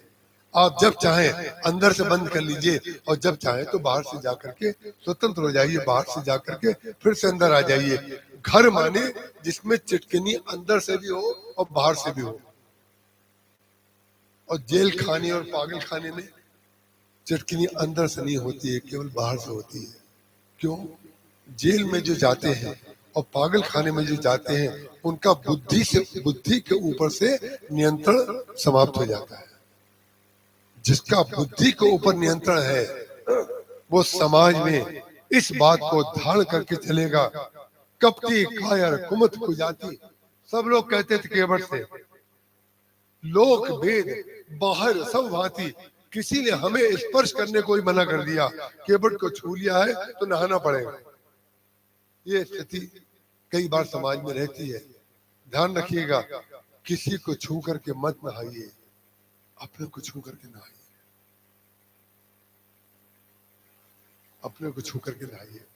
दूसरे को अगर आप पवित्र हैं, यदि आप पवित्र हैं तो आप उसको छू करके उसको पवित्र कर देंगे। गंगा जी में, गंगा जी कभी नहाती है क्या? गंगा जी पवित्र करती है कि नहीं? जो पवित्र है वो दूसरे को छू के पवित्र कर देगा कि नहीं कर देगा? तो हमारे अंदर वो चरित्र होना चाहिए, हम दूसरे को छू लें, उसकी अपवित्रता समाप्त हो जाए, वो पवित्र हो जाए। ऐसी व्यवस्था रामचरितमानस में दी गई है। पिया ही की सिए जान निहारी, मन मुदरी मन मुदित उतारी। माने हमारे पास अगर कुछ भी है और हमारे पति, हमारे प्रीतम श्री राम को अगर आंखों में संकोच है तो हम उनके संकोच को दूर करेंगे। उन्होंने अपनी एकमात्र मुद्रिका जो हाथ में थी, जो भगवान राम ने एकांत कक्ष में प्रेमा लाभ करते हुए अपने हाथ से उतार करके श्री किशोरी जी के हाथों में पहना दी थी, ये वो वाली अंगूठी थी। माने जिसने दी है, आज अगर उसी के ऊपर संकट है तो हमें उसको दे देना चाहिए कि नहीं? जिसने दी है। ध्यान रखिएगा, जिन माता पिता ने आपको सब कुछ दिया है, जो लोग कहते हैं ये हमारा घर है, ऐसा नहीं कहना चाहिए। अपने पिताजी का नाम लेना चाहिए, ये उनका घर है, क्योंकि घर उन्होंने बना के दिया है, हमने नहीं बनाया है। जिस दिन हमारे अंदर माता पिता के प्रति, बड़ों के प्रति, गुरुओं के प्रति ये निष्ठा आ जाएगी तो उस दिन दोनों निष्ठावान हो जाएंगे। व्यक्ति को ये पता नहीं रहता है कि हम निष्ठावान होंगे तो लाभ हमें मिलेगा, उनको नहीं मिलेगा। जब वेद का नाम श्रुति रखा गया तो श्रुति क्यों रखा गया? जिसको सुना गया, जिसको सुना गया तभी तो श्रुति का नाम हुआ। तो अब आप बताइए, श्रुति पहले है कि वाणी पहले है? पहले वाणी है। जब बोला गया तभी तो वो वेद वाक्य बना। रामचरितमानस की महिमा, गोस्वामी तुलसीदास जी की महिमा, भगवान राम की महिमा, लक्ष्मण जी की महिमा, भरत जी की महिमा, क्या राजघराने की महिमा है क्या? राजघराने की महिमा पहले थी, आगे नहीं रहेगी, वो भूतकाल बन जाएगी। लेकिन वाणी की महिमा जो है वो त्रिकाल सत्य है, हमेशा रहेगी। ये वाणी ही तो लिखी है। रामचरितमानस जो है शंकर जी की वाणी है, जो पार्वती जी को सुनाई। एक काकभूषुंड जी की वाणी है, जो उन्होंने गरुड़ जी को सुनाई। एक केवट की वाणी है, जो उसने भगवान से कहा। जब भगवान वो अंगूठी देने लगे, मुद्रिका देने लगे, तो उसने ये नहीं कहा कि नहीं नहीं महाराज हमें नहीं चाहिए। ये कह सकते थे? समाज के लोग आज के होते ही कहते नहीं नहीं महाराज हमें हीरे की कोई जरूरत नहीं है, हमें सोने की कोई जरूरत नहीं है। जब त्यागी लोग होते हैं तो उनको कितना गुस्सा आता है। हमारे पांडे जी एक दिन देख चुके हैं, अभी 4 दिन पहले की बात। हमारे तिवारी जी साथ में थे, मनोज जी, उन विचारों का कोई दोष नहीं, एक शब्द नहीं बोले, कुछ नहीं बोले, और हमने त्यागी जी को प्रणाम किया, त्यागी जी की महिमा। लेकिन त्यागी जी की समस्या ये रहती है कि त्याग 24 घंटे उनके सिर में घुसा रहता है, और जब आपका गुण आपको 24 घंटे याद रहे तो गुणी नहीं रह गए, अब गुणी हो गए। इसलिए ध्यान रखिएगा, वो ये नहीं कहा उसने नहीं महाराज हमें सोना नहीं चाहिए, हमें हीरा नहीं चाहिए, इसको लेकर के हम क्या करेंगे, हमारे लिए नाव पर्याप्त है, हमारे बच्चों के लिए जितने की जरूरत है उतना हमें रोज मिल जाता है। ये भी तो कह सकता था, हमें तो आपका सेवा का सौभाग्य मिला, हम धन्य हो गए।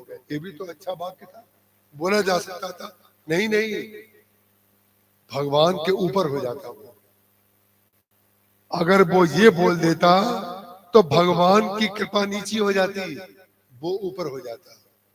लेकिन भगवान का भक्त भगवान को रखता है ऊपर, और वो नीचे ऐसे हो जाता है कि ऊपर हो जाता है, क्योंकि भगवान उसको फिर ऊपर कर देता है।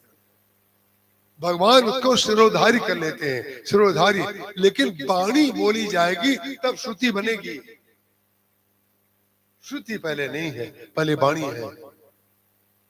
वाणी से ही लक्ष्मण और परशुराम जी का संवाद हुआ, और परशुराम जी महाराज ने वाणी के द्वारा ही उसका उपसंहार किया, वाणी के द्वारा। तो उस समय जो वाणी का उपयोग हुआ लक्ष्मण परशुराम जी के बीच में, लोगों ने उसका जो भौतिक अर्थ लिया वो ये अर्थ ले लिया कि ईंट का जवाब पत्थर से। ईंट का जवाब से पत्थर से नहीं दिया गया, वो तत्व का जवाब तत्व को दिया गया। अज्ञान का जवाब ज्ञान के द्वारा दिया गया, और वो भी अज्ञान अज्ञानी का ज्ञान नहीं था, ज्ञानी का ज्ञान था। उसका कारण क्या है, ज्ञानी में भी कभी कभी यदि ये आ जाएगा कि हमसे बड़ा ज्ञानी कोई नहीं है, तो उसी समय एक लक्ष्मण सामने आ जाएगा। और लक्ष्मण वो है जो भगवान को धारण करते हैं। तो लक्ष्मण जो है परशुराम जी को या जनक जी के ऊपर जब थोड़ा सा रुष्ट हुए, कुछ वाणी ऐसी बोले जिसको लेकर के रामलीला में भी आज तक बड़ी भीड़ होती है। जिस दिन लक्ष्मण परशुराम संवाद होगा उस दिन तुम चलो, तुम चलो। क्यों चलो? आज लक्ष्मण परशुराम से लड़ेंगे। माने रामलीला में भी जब तक लड़ाई ना हो, माने घर में लड़ते लड़ते नहीं थकते, तो रामलीला में भी लक्ष्मण परशुराम संवाद जिस दिन होगा हम उस दिन भीड़ लगाएंगे। तो यह हमारी वृत्ति है। तो ध्यान रखिएगा, एक बहुत ही बारीक बात है। क्या कह रहा है केवट? केवट ने कहा नाथ आज मैं कहा न पावा। ये है श्रुति, ये है श्रुति। क्यों श्रुति है? बोले नाना पुराण निगमागम संबतम यद। जो रामचरितमानस में आ गया वो ही तो श्रुति है। जो रामचरितमानस से निकल गया वो तो लोक है, वो तो रहा ही नहीं, वो तो कहीं के नहीं रहा। नाथ आज मैं कहा न पावा, आपने दे दिया, देना बाकी नहीं है। ये कह रहा है वो मिल गया, मिल गया। बार्सिलोना में एक धर्म सभा थी, तो वहां हमें ये पता नहीं था, 3 दिन के लिए गए थे, ये पता नहीं कि यहाँ तो हर जगह नॉन वेज, यहाँ भोजन करना मुश्किल। ये हमें उस समय अज्ञान अवस्था में चले तो गए लोगों के साथ कि वहां कुछ बोलेंगे, करेंगे, लेकिन वहां जब भोजन देखा तो सवेरे जिस होटल में ठहरे थे, तो उस होटल में दूध और फल और मक्खन और ब्रेड एक कॉम्प्लीमेंट्री था कि भाई जो भी इसमें ठहरे हुए हैं इसका पैसा नहीं देना पड़ेगा, आप इसमें कितना भी खा सकते हैं। तो हम उसके ऊपर टूट पड़ते थे। क्यों टूट पड़ते थे? कि दिन भर तो कुछ मिलना नहीं है, तो टूटना तो पड़ेगा ही। तो परिणाम क्या हुआ, खूब भर भर के दूध पीते थे, और क्योंकि फ्री फंड का तो किसको नहीं अच्छा लगता, तो खाया खूब आराम से। लेकिन विचित्र बात है, जो टूट पड़ते थे वहां पर वो नॉन वेज, तो वहां पर जहां पर जो सभा लग रही थी, हजारों लाखों आदमी, बहुत बड़े, ना जाने कितने देशों से विद्वान आए हुए थे, आदि। तो दोपहर में लगी भूख, और हमारे साथियों से हमने कहा बड़ी भूख लग रही है, क्या करें? बोले सामने एक बड़ा भारी काउंटर है, वहां चलते हैं। तो उससे उन्होंने अंग्रेजी में कुछ कहा, तो उसने 2 प्लेटों में कुछ बना के दिया। जो ही बना तो उसने जब कुछ दिया तो उसमें लिखा था वेजिटेरियन। तो हमने कहा ये वेजिटेरियन है तो बहुत अच्छी बात है, लेकिन प्लेट जब सामने आई, हमारी नासिका ने कह दिया डोंट टच, इसको मत छूना क्योंकि इसमें गड़बड़ है। तो जब उन्होंने दोबारा से उससे पूछा कि बोले इसमें एग है कि नहीं, बोले एग तो है। बोले आपने तो लिखा वेजिटेरियन, बोले नहीं हमारे एग को वेजिटेरियन नहीं, नॉन वेज नहीं मानते हैं। उसका कारण क्या, जब तक आप उनकी भाषा को समझ नहीं लेंगे तब तक आप खतरे में पड़ जाएंगे। तो इसलिए वहां जाकर के, लेकिन वहां हमें एक बड़ा भारी पंडाल दिखाई दिया। वो लंदन के जो गुरुद्वारा था लंदन का, उनके लोग सेवा देने आए थे, सेवादार भोजन फ्री में खिला रहे थे। तो हमने उनसे जाके कहा बगैर प्याज लहसुन का कुछ आपके यहाँ है क्या? तो बोले प्याज लहसुन के बगैर तो नहीं है, लेकिन मांसाहार नहीं है, अंडा नहीं है, मछली नहीं है, कुछ नहीं है, लेकिन प्याज लहसुन तो है। लेकिन प्याज लहसुन के साथ उन्होंने कहा लेकिन आप आ गए हैं तो 5 मिनट बैठिए। 5 मिनट बैठाया, 5 मिनट में उन्होंने खिचड़ी तैयार कर दी, और खिचड़ी तैयार करके खिचड़ी हमें खिला दी। लेकिन उससे बड़ा चमत्कार जो है, नाथ आज में कहा ना पावा, उस पर यह बात कही गई है। तो जहां चप्पलें उतारने की जगह थी, वहां पर एक कन्या, जैसे बच्चे बैठे हैं, एक कन्या खड़ी थी। हमने जब चप्पलें उस स्टैंड के अंदर रखी तो रख दी। जब लौट करके खा करके आए तो उसने चप्पल हमें देने से पहले अपने रुमाल से हमारी चप्पल को पोंछा, और पोंछ करके सामने रख दिया, आप पहन लीजिए। हमने उसको आशीर्वाद दिया कि तुम्हारे ऊपर भगवान की बड़ी कृपा हो। मालूम है उसने हमें क्या जवाब दिया? ये है महाराज, उसने कहा कि कृपा हो इसमें से हटा लीजिए, कृपा हो हटा लीजिए, कृपा है। हमने कहा कैसे कृपा है? उसने कहा कि आपकी चरणों की पादुकाओं को पोंछने का हमें सौभाग्य मिला, इससे बड़ी कृपा भगवान की क्या हो। ये मैं अपने लिए नहीं कह रहा हूं, ये मैं उसकी भावना की स्थापना के लिए कह रहा हूं कि जिसने नाथ आज में कहा न पावा, मिटे दोष दुख दारिद्र दावा। उसने कहा नाथ आज में कहा न पावा, मिटे दोष दुख दारिद्र दावा। बोले क्या क्या मिल गया तुम्हें, तुमने क्या क्या पाया? हम पाने के बाद जो दुखी रहते हैं जिन कारणों से, वो सारी चीजें केवल ने पा ली। दोष मिट गया मेरा, मिटे दोष। दोष क्या है? बोले दूसरों में दोष देखते रहना सबसे बड़ा दोष है। जिन लोगों ने पूरे जीवन में किसी में गुण ना देखा हो, तो कम से कम जितने दिन बचे हैं उतने दिन के लिए ये बात देखें कि किसने क्या अच्छा किया है। दूसरे में दोष नहीं, और जहां आप किसी में गुण देखते हैं और उसकी प्रशंसा करते हैं तो आपको उससे निश्चित लाभ मिलता है। ये एक बहुत सुंदर व्यवसाय हो सकता है जिसमें ज्यादा थकान नहीं आएगी। और इतना सुंदर व्यवसाय का जो उपादान है, जो साधन है, वो भगवान ने सबको दिया है जी, सबको दी है। और सब लोग अगर अपने अपने लाभ को बढ़ाना चाहते हैं, ना जाने कितने दुकानदार आपने ऐसे देखे होंगे कि सामान बहुत सा है लेकिन ग्राहक नहीं आते, और बहुत से दुकानदार ऐसे होते हैं जिनका ग्राहक लाइन लगाते हैं, और जिनके यहाँ लाइन लगाई जा रही है उस दुकानदार में एक गुण 100% होगा, क्या कि वाणी बहुत अच्छी बोलता होगा। और वाणी जो व्यक्ति कठोर बोलता रहता है, दूसरों को कष्ट देता रहता है, वो मानसिक रोगी हो जाता है, विक्षेप में आ जाता है, और विक्षेप और मानस रोग का दोष दूसरे के ऊपर डालता है। उसने हमारे साथ ऐसा किया, उसने हमारे साथ ऐसा किया।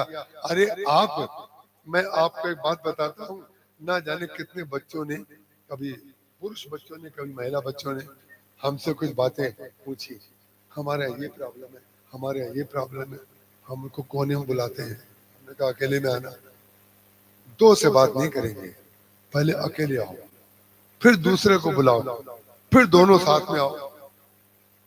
ये इंटरव्यू की विधा है, ये जीवन सुधार की एक विधा है।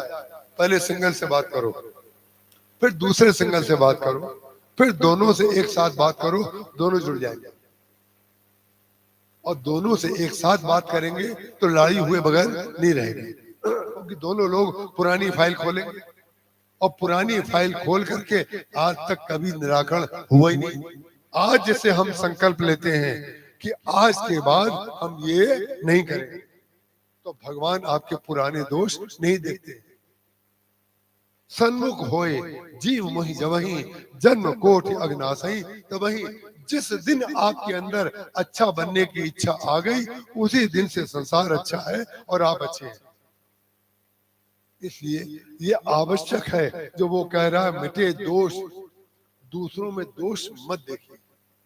और दुख का कारण क्या है? बोले हर समय दूसरे से आशा करना, ये हमें ये दे दे, ये हमें ये दे दे, ये हमें ये दे दे। और विचित्र बात है, वो ना दे तब दुख हो तो समझ में आता है, वो देता है बेचारा, अपनी सामर्थ्य भर देता है, अपनी श्रद्धा भर देता है, अपनी इच्छा भर देता है, जैसी उसकी उस समय स्थिति, भाव स्थिति, मन स्थिति, परिस्थिति जैसी भी है वो देता है। देखिए हमारी मन स्थिति क्या रहती है कि जो हमने कल्पना की है, हमें ये मिलना चाहिए, हमें ये मिलना चाहिए, तो जब वो नहीं मिलता है तो हमारी ही वृत्ति हमको दुख देती है और दोष देते हैं दूसरे को। मिटे दोष दुख दारिद्र दरिद्र। आज आदरणीय पांडे जी कह रहे थे, संत मिलन सब सुख जग नाही, क्यों लिखा गया? कभी कभी विचार आता है, तो साहित्यकारों का, विद्वानों का, भक्तों का एक भाव है, लेकिन विचित्र बात है, संत मिलन सम सुख जग नाही, नहीं दरिद्र सम दुख जग माही। दरिद्रता से बढ़ करके कोई दुख नहीं है, और संत के मिल जाने से बढ़कर के कोई सुख नहीं है। यह हमने नहीं लिखा है, श्री तुलसीदास जी महाराज ने अपने कर कमलों से समाधि स्थिति में, कल्याणकारी स्थिति में श्री रामचरित मानस रूपी वेद ग्रंथ में लिखा है कि नहीं दरिद्र सम दुख जगमाई। दरिद्रता संसार के लोग कहते हैं जिसके पास पैसा ना हो वो दरिद्र, लेकिन रामचरित मानस कहता है कि वो दरिद्र नहीं। केवट के पास पैसा कहाँ था? वो दरिद्र कहाँ था?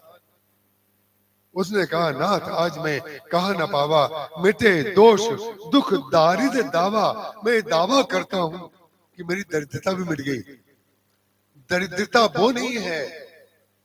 हम आपको दोनों हाथ उठा करके ये बात कहते हैं क्योंकि हम मोटिवेशनल वक्तव्य नहीं देने वाले माने जाते हैं, इसलिए भले ही कम बच्चे हमें सुने, लेकिन ध्यान रखिएगा जो सत्संग सुन लेगा उसके जीवन में मंगल को कोई टाल नहीं सकता है, और जो सत्संग नहीं करेगा उसके जीवन में अमंगल को कोई टाल नहीं सकता। उसका कारण क्या है? सद्मार्ग का उपदेश हमने सुना ही नहीं, हमें पता ही नहीं है दरिद्रता क्या होती है। दरिद्रता वो नहीं होती कि पैसा नहीं, दरिद्रता वो है जितना मिल जाए उसके बाद और ये और की इच्छा है, वो व्यक्ति दरिद्र है। और इस आधार पर संसार के जितने बड़े से बड़े और छोटे से छोटे सब लोग दरिद्र हैं। उसका कारण क्या है? जब सब लोग कमाई करना चाहते हैं, सब लोग आगे बढ़ना चाहते हैं, तो सबके अंदर इच्छा तो और की है ना, लेकिन और की इच्छा होना बुरा नहीं है, लेकिन इससे आगे निकल जाए ये अच्छा बुरा।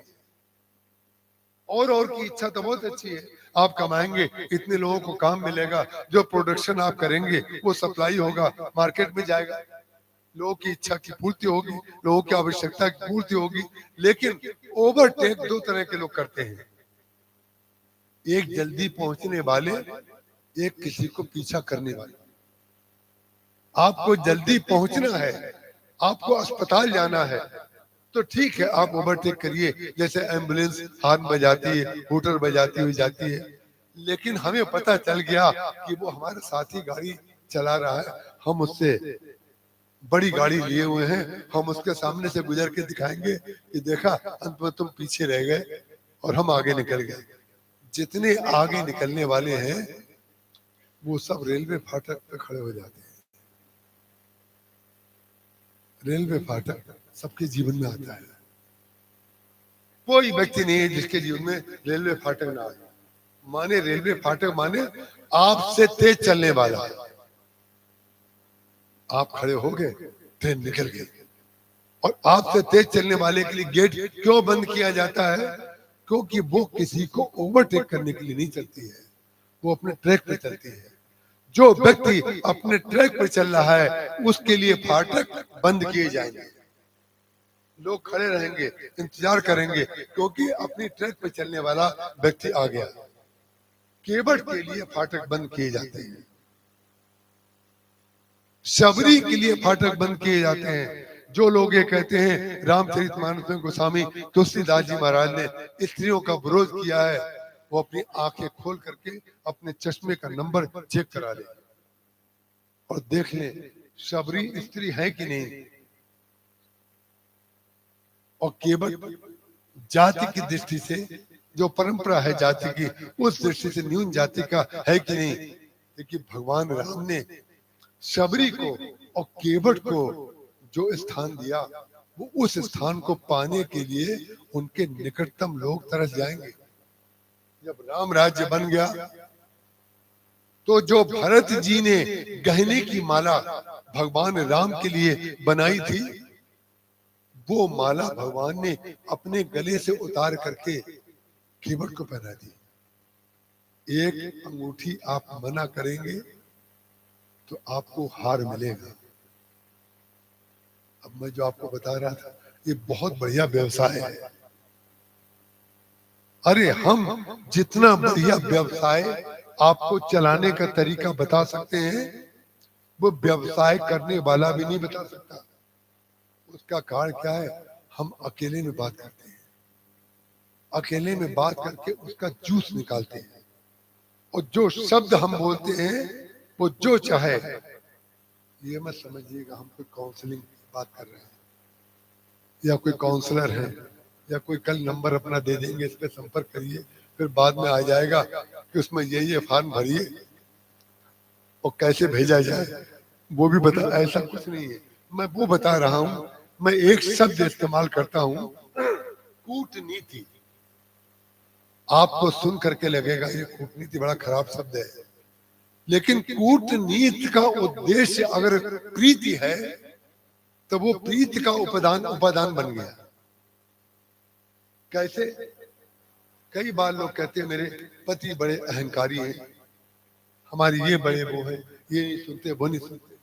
हमने कहा अहंकारी व्यक्ति से काम लेना बहुत सरल होता है, किसी व्यक्ति को समझना बहुत कठिन है। कोई व्यक्ति पता चल जाए जो अहंकारी है, अरे उससे तो बहुत आसानी से काम कराया जा सकता है। क्या? उसके हर कार्य में ये करिए, आप जो करते हैं बहुत अच्छा है। हमने बहुत बार करने की चेष्टा की, लेकिन जैसा आप करते हैं वैसा नहीं बनता, वैसा नहीं बनता। बस इतना, यही बाणी बोलना सीख जाइए, आपकी श्रुति बन जाएगी। यही बाणी बोलना सीख जाइए, ये श्रुति बन जाएगी। बात है कूटनीति की, लेकिन विनय न मानत जलद जड़, गए 3 दिन बीत, बोले राम सकोप तो गुस्सा किया, भय बिन होए न प्रीति। भय का उद्देश्य यदि प्रीति है, ध्यान रखिएगा, भय का उद्देश्य प्रीति है तो आपकी को न जान सब जान यथारथ। भगवान राम जैसा स्वार्थ परमार्थ नीति प्रीति करते हैं, उसका कारण क्या है? जब भगवान राम नीति प्रीति स्वार्थ परमार्थ सब करते हैं तो वही तो हम करते हैं। हम में उनमें क्या अंतर है? हम में उनमें एक अंतर है, भगवान राम जब नीति करते हैं तो नीति रहती है आगे और प्रीति रहती है पीछे, और भगवान राम जब स्वार्थ करते हैं तो स्वार्थ रहता है आगे और परमार्थ रहता है पीछे। और हम लोग क्या करते हैं? प्रीति कर देते हैं आगे और नीति करते हैं पीछे, परमार्थ कर देते हैं आगे, स्वार्थ रहता है पीछे। तभी तो लोग कहते हैं पहले जैसे थे आजकल वैसे नहीं है। ये जो वाक्य बना है तो उन्हीं लोगों ने तो बनवाया है, जो पीछे कुछ और आगे कुछ। जो आगे ऐसी वस्तु कर दीजिए, कैप्सूल का बाहरी भाग ऐसा नहीं होता है कि दवाई अगर कड़वी होगी तो दवाई कड़वी होगी तो उसको कैप्सूल में डाल दिया जाता है कि इतनी कड़वी दवाई तो व्यक्ति कभी खा ही नहीं सकता। उसका कारण क्या है? बाहर बड़ा कड़ा सा एक कैप्सूल बना दिया गया, लेकिन उसको जो निगल लेगा उसके अंदर दवाई फायदा करेगी। नाथ आज में कहा न पावा, मिटे दोष दुख दारिद्र दावा। और जब भरत जी महाराज आए तो उसने क्या कहा? कपटी कायर कुमत कुजाती। ये उसी समय की बात नहीं है, ये आज की भी बात है। ये समाज का दुर्भाग्य है। हमारे आपके बीच में अगर तीसरे व्यक्ति को आना पड़े, इसका तात्पर्य दोनों लोग या तो अयोग्य हैं या अज्ञानी हैं। समझौता दो में होता है, तीसरा व्यक्ति नहीं होना चाहिए बीच में। जब जब मतभेद हो तो जो व्यक्ति दो के बीच में सुलझा रहा है वो तो आगे चला जाएगा, और जो कोर्ट में जाएगा, कोर्ट में जाने के बाद कोर्ट में भी जज लोग जो हैं एक मौका पति पत्नी को देते हैं। हमने ऐसा जजों से सुना है। क्या मौका देते हैं? कि एक बार और संग में रह करके देख ले। 15 दिन का अवसर और दे रहे हैं। 15 दिन रख के मान लीजिए, शायद भले ही वो ये नहीं कहते हैं कि भगवान की इच्छा से, शायद, क्योंकि भगवान की इच्छा शब्द कोर्ट में बोलना मना है, क्योंकि मनुष्य इतने ज्ञानी हैं कि भगवान बोल देंगे विष्णु जी की मूर्ति टूट जाए, उसको जुड़वाना मना है। उनकी टांग टूट जाए तो उसी से वो प्लास्टर चढ़ेगा।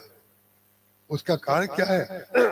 हमारे यहाँ संविधान को बौना बना दिया गया, संविधान को गूंगा बना दिया गया, संविधान को बहरा बना दिया गया। इसलिए बना दिया गया क्योंकि व्यक्ति को अपना वर्चस्व रखना है। धर्म में व्यक्ति के कान खोले जाते हैं, आंखें खोली जाती हैं, वाणी खोली जाती है, चलना सिखाया जाता है, करना सिखाया जाता है। आप लोक हित में जो वक्तव्य देते हैं, लोक का तात्पर्य समझा है क्या? जो लोक हित में बातें आप बोल रहे हैं वो कागज में पढ़ के बोल रहे हैं कि आपका हृदय बोल रहा है? क्या लोक हित में ये नहीं है कि कोई मूर्ति टूट गई है तो टूटी मूर्ति को हटा करके दूसरी लगा दी जाए? क्यों? क्योंकि लाखों लोगों की आस्था का केंद्र है। वो लाखों लोग लोक हित नहीं कर रहे हैं क्या? इसको समझने की आवश्यकता है। नहीं समझे तो कोई बात नहीं, देश तो चल ही रहा है, हम भी एक दिन चले जाएंगे। जो जिनको नहीं अच्छा लगे वो भी एक दिन चले जाएंगे, रहेंगे तो कोई नहीं। कपटी कायर कुमत कुजाती, केवट कह रहा है। हमें लोग कपटी कहते थे, कायर कहते थे, कुमत कहते थे, कुजाती कहते थे। लोक भेद बाहर सो भांति, लोक ने और ग्रंथों ने भी हमें बाहर कर दिया कि इसको कोई ग्रंथ छूने की आवश्यकता नहीं है। किसी ने बाहर नहीं कर दिया, वेद ने बाहर नहीं कर दिया, ग्रंथ ने बाहर नहीं कर दिया। उसने केवल क्यारी बनाई। जैसे डिवाइडर बनाया जाता है सड़क पर, जैसे बीच में रास्ता खोला गया है। लोग इतने हैं, यदि यहाँ पर भी कुर्सी रख दी जाए तो लोग बैठ जाएंगे, लेकिन नहीं करना चाहिए। क्यों? कि जब निकलेंगे तो कैसे निकलेंगे? तब आपस में एक दूसरे को टकरा जाएंगे। तो व्यवस्था के लिए जो चीजें बनाई जाती हैं वो आपके कल्याण कारक होते हैं, आपके कल्याण के लिए होती हैं। वो आप में विभाजन करने के लिए नहीं कि जो इधर बैठे हैं ये दूसरे हैं, इधर बैठे हैं दूसरे। बाहर जाकर सब एक हो जाएंगे कि नहीं? कोई भाई बहन, कोई मित्र, कोई पति पत्नी, जो भी जैसे आए हैं वहां जाकर सब एक हो जाएंगे। यहाँ पर व्यवस्थापक ने विभाजन कर रखा है। तो ये विभाजन जो है वो भेद नहीं है, ये अभेद है। अभेद मूलक जब भेद का प्रतिपादन किया जाता है तो उसमें जनक जी का वही शब्द आएगा, जथा जोग पीढ़न बैठाए। जो जिसके योग्य था उसको वो स्थान मिलना चाहिए। उसने कहा कपटी कायर कुमत की जाति, लोक भेद बाहर सब बाती, लेकिन राम कीन आपन जवही थे। जो काकभूषण जी महाराज कहते हैं कि केवल राम के चरणों का प्रताप है, उनके चरणों में प्रेम करो। ये सारे ग्रंथों का फल है, सारे धर्मों का फल है। ये जो काकभूषण जी महाराज ने गरुड़ जी से कहा, और ये वो गरुड़ जी महाराज हैं जो देवी भागवत में आपने पढ़ा होगा। जब भस्मासुर का महिषासुर का जब वध करने की बात आई तो भगवान विष्णु ने भी प्रयोग किया। भगवान विष्णु ने प्रयोग किया उसको मारने के लिए, लेकिन महिषासुर ने एक वज्र प्रहार किया, इतनी जोर से प्रहार किया कि भगवान विष्णु की छाती पर लग गया, वो बेहोश हो गए।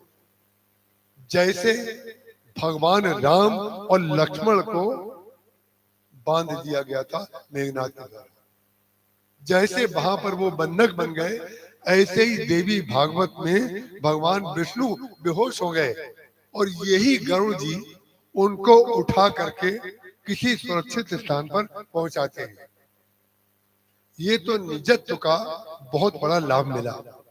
क्या हमारे स्वामी जो हैं, जो निज से ही तो कथा शुरू हुई थी कि जो निकटस्थ व्यक्ति है, जो सेवा में है, गरुड़ जी महाराज अत्यंत निकट हैं। हमारे स्वामी को कष्ट हो गया है, उठा करके उन्होंने सुरक्षित जगह पहुंचा दिया। अंत में जाकर के तो देवी के द्वारा उसका वध होता है, लेकिन वहां पर गरुड़ जी को भगवान की शक्ति पर संदेह नहीं हुआ। ये निकट रहने का लाभ।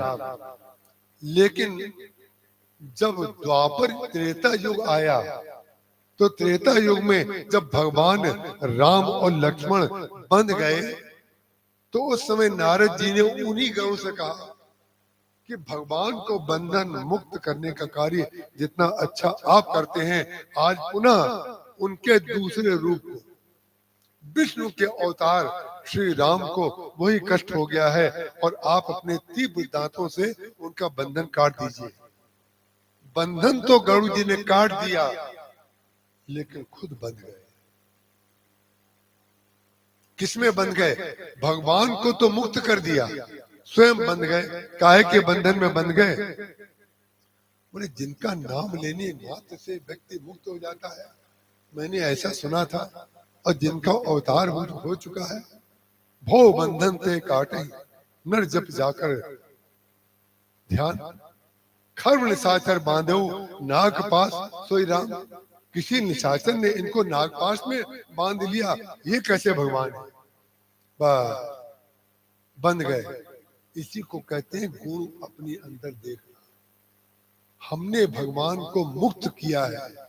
यदि काक वसुंध जी की तरह वो शरणागत हो गए होते कि आपकी कितनी बड़ी कृपा है कि आपने हम दास को मुक्त करने का सौभाग्य दिया और हमारे पास कोई योग्यता नहीं है, तो परिणाम क्या हुआ? फिर इतना घूमना नहीं पड़ता। सबके पास गए, सबके पास गए, सबने कह दिया भाई हमारे पास इसका, क्योंकि आपको मोह हो गया है, मोह हो गया है। शंकर जी ने कहा मिलऊ गरुड़ मार्ग मह मोही, कवन भांत समझावो तो ही। आप रास्ते में मिल गए, हम आपको कैसे समझाएं? पार्वती जी ने कहा कि महाराज कोई ऐसा भी ज्ञान है क्या जो आप नहीं दे सकते? और उसको आपने जो है कह दिया सुमेरु पर्वत पे जाओ, सुमेरु पर्वत पर भेज दिया। और सुमेरु पर्वत पर क्या कह के भेजा? बोले एक कौवा वहां कथा कहता है और कौवे के पास जाकर के कथा सुनो। बोले अहंकार को समाप्त करने का सर्वश्रेष्ठ साधन है, जो सर्वश्रेष्ठ है वो सबसे नीचे जाकर के कथा सुनो। माने कौवे से कथा सुनो। बोले पक्षीराज जो हैं उनका नाम पक्षीराज है, इनको कौवा राज कोई नहीं कहता। पक्षीराज गरुड़ जी, पक्षीराज गरुड़ जी से उन्होंने कहा कि आप जाओ। पार्वती जी ने कहा कि आपने क्यों नहीं इनका अज्ञान दूर कर दिया, आपने इनका मोह दूर क्यों नहीं कर दिया? बोले मैं जानता हूं कि इनको अभिमान का रोग हो गया है, और अभिमान का रोग जो है वो केवल भगवान ही तोड़ सकते हैं। संसार का व्यक्ति कभी अभिमान को नहीं तोड़ सकता। जब शंकर जी का धनुष टूटने का समय आ गया तो शंकर जी का दास है, वो सेवक है। ये उक्ति के रूप में बात कही जाती है समझाने के लिए। तो शंकर जी जब निकलते थे तो लोग कहते थे ये वही शंकर जी जा रहे हैं जिनसे इन्होंने त्रिपुरासुर का वध किया था जिस धनुष से। तो शंकर जी ने कहा कि त्रिपुरासुर मर गया लेकिन मारने वाला बचा हुआ है, इस मारने वाले को भी मारना है। कैसे मारना है? उन्होंने उस धनुष को जनक जी के सभा में रख दिया और जब जाने लगा धनुष तो उसने कहा महाराज कुछ उपदेश दीजिए। उन्होंने कहा हमारे प्रभु श्री राम जनकपुर आएंगे और जब तुम्हें उठाएंगे तो तुम हल्के हो जाना। बोले फिर क्या करेंगे? फिर बोले बीच से तुम्हें तोड़ देंगे। बोले तोड़ना ही अगर उद्देश्य है तो आप तोड़ दीजिए ना, इतनी लंबी परेड क्यों करा रहे हैं? कितने दिन तक हम परीक्षा करें, वहां पड़े रहें, फिर भगवान राम आए, इतने राक्षस हमें स्पर्श करें, उसकी जगह आपका स्पर्श हमें प्राप्त है। तो शंकर जी ने जो बात कही, पूज्य श्री राम शंकर जी महाराज का भाव है, ये दिव्य व्याख्या। देखिए संवाद में जब भगवान के द्वारा कोई संवाद कराया जाता है तो वो हृदय में जाना जरूरी है। जो संवाद हृदय में नहीं गया वो संवाद व्यक्ति बना रहा है, वो डायलॉग व्यक्ति बना रहा है, और जो हृदय में चला गया वो भगवान शंकर बोले। शंकर जी ने क्या कहा? बोले भाई ये जो धनुष है ये अहंकार का प्रतीक है। अहंकार शिव बुद्धि अज मन सच चित्त महान, मनुष्य बास सचराचर रूप राम भगवान। जो विराट हैं भगवान, उनके जो अहंकार है वो शिव है। उनका अहंकार का धनुष, उन्होंने कहा अहंकार का धनुष जो है हम छोड़ सकते हैं, तोड़ने का काम तो भगवान ही करेंगे। अहंकार को व्यक्ति छोड़ सकता है, तोड़ने का काम भगवान करेंगे।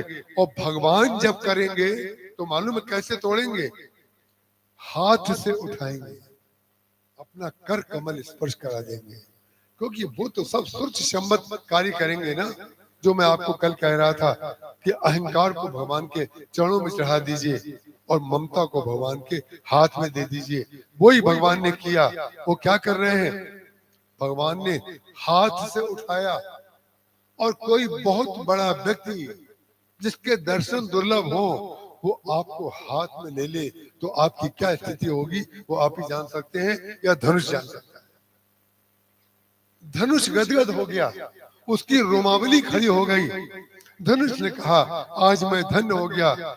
और बाद में भगवान राम ने उठाया और जरा सा आदि और अंत को मिलाया, और आदि और अंत को मिलाए बगैर मध्य टूटेगा ही नहीं।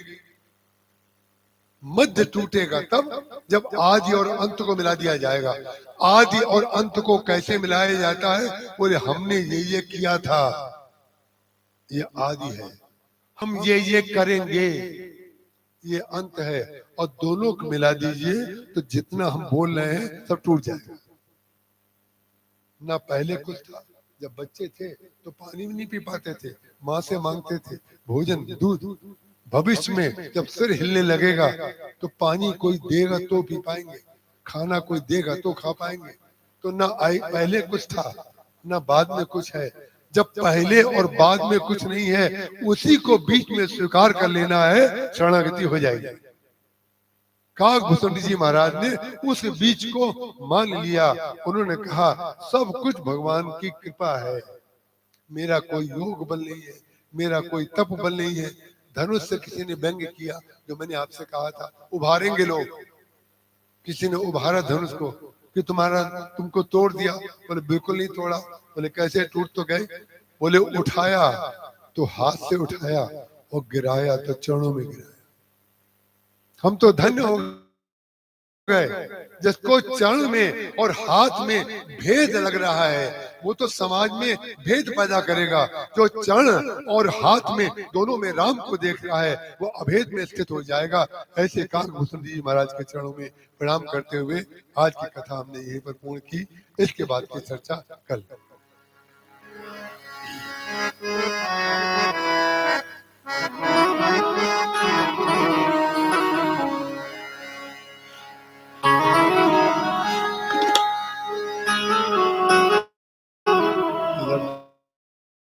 इधर जाओ।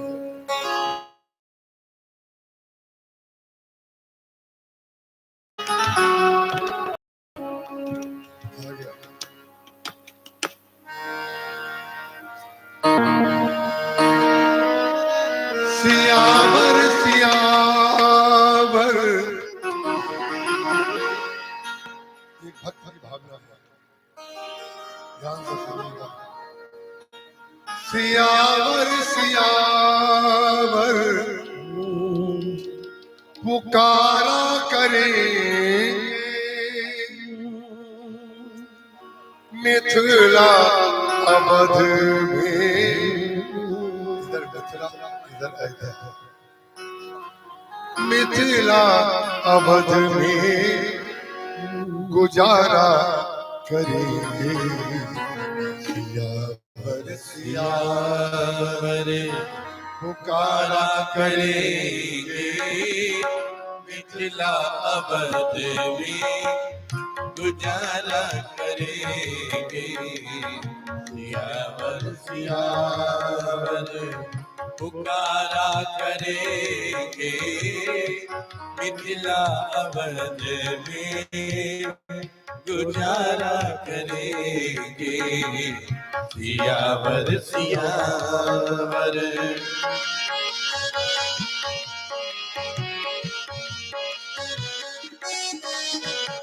जिसको ताली बजाना आता है बजा सकते हैं।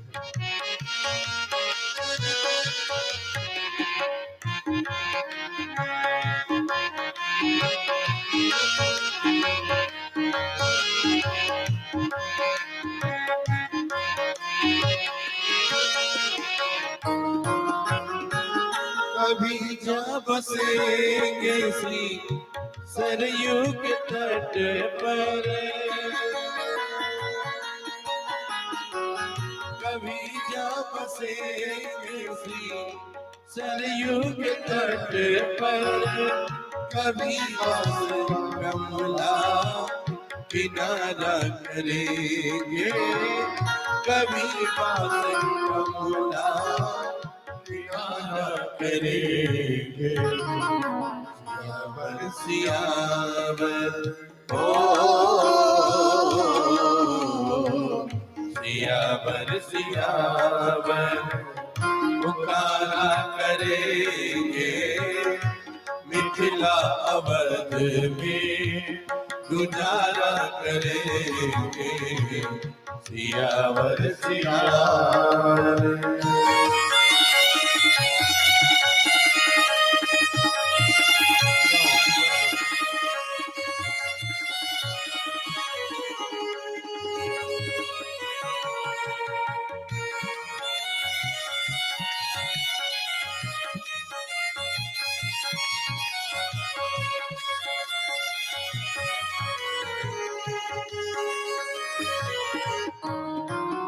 कभी श्री किशोरी कृपा रस चखेंगे, कभी श्री किशोरी कृपा रस चखेंगे, कभी काले रघुवर दुलारा करेंगे, कभी प्यारे रघुवर दुलारा करेंगे। सियावर सियावर ओ सियावर सियावर पुकारा करेंगे, मिथिला अवध में गुजारा करेंगे। सियावर सियावर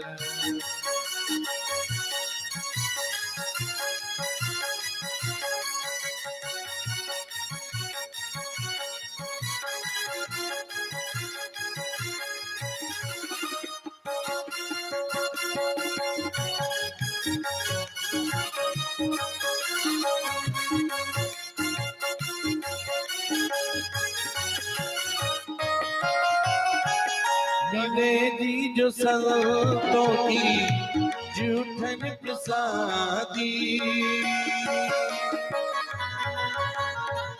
मिलेगी जो संतों की जूठन प्रसादी, वही जीविका जय हो सहारा करेंगे, वही जीविका का सहारा करेंगे। सियावर सियावर ओ सियावर सियावर पुकारा करेंगे, मिथिला अवध में गुजारा करेंगे। सियावर सियावर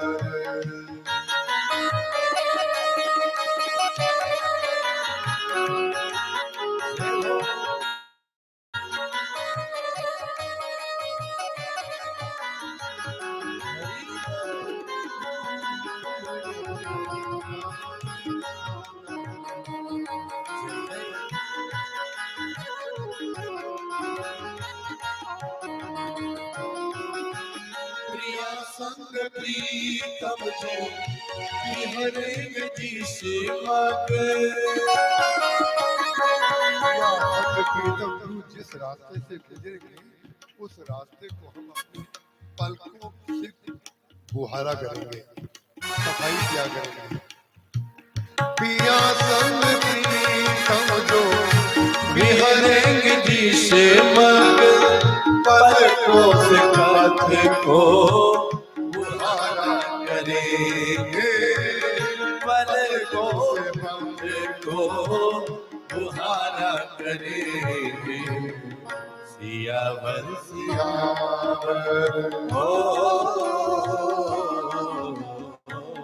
सियावर सियावर पुकारा करेंगे, मिथिला अवध में गुजारा करेंगे।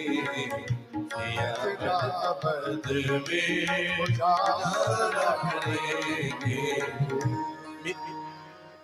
बोलिए श्याम रामचंद्र भगवान की जय।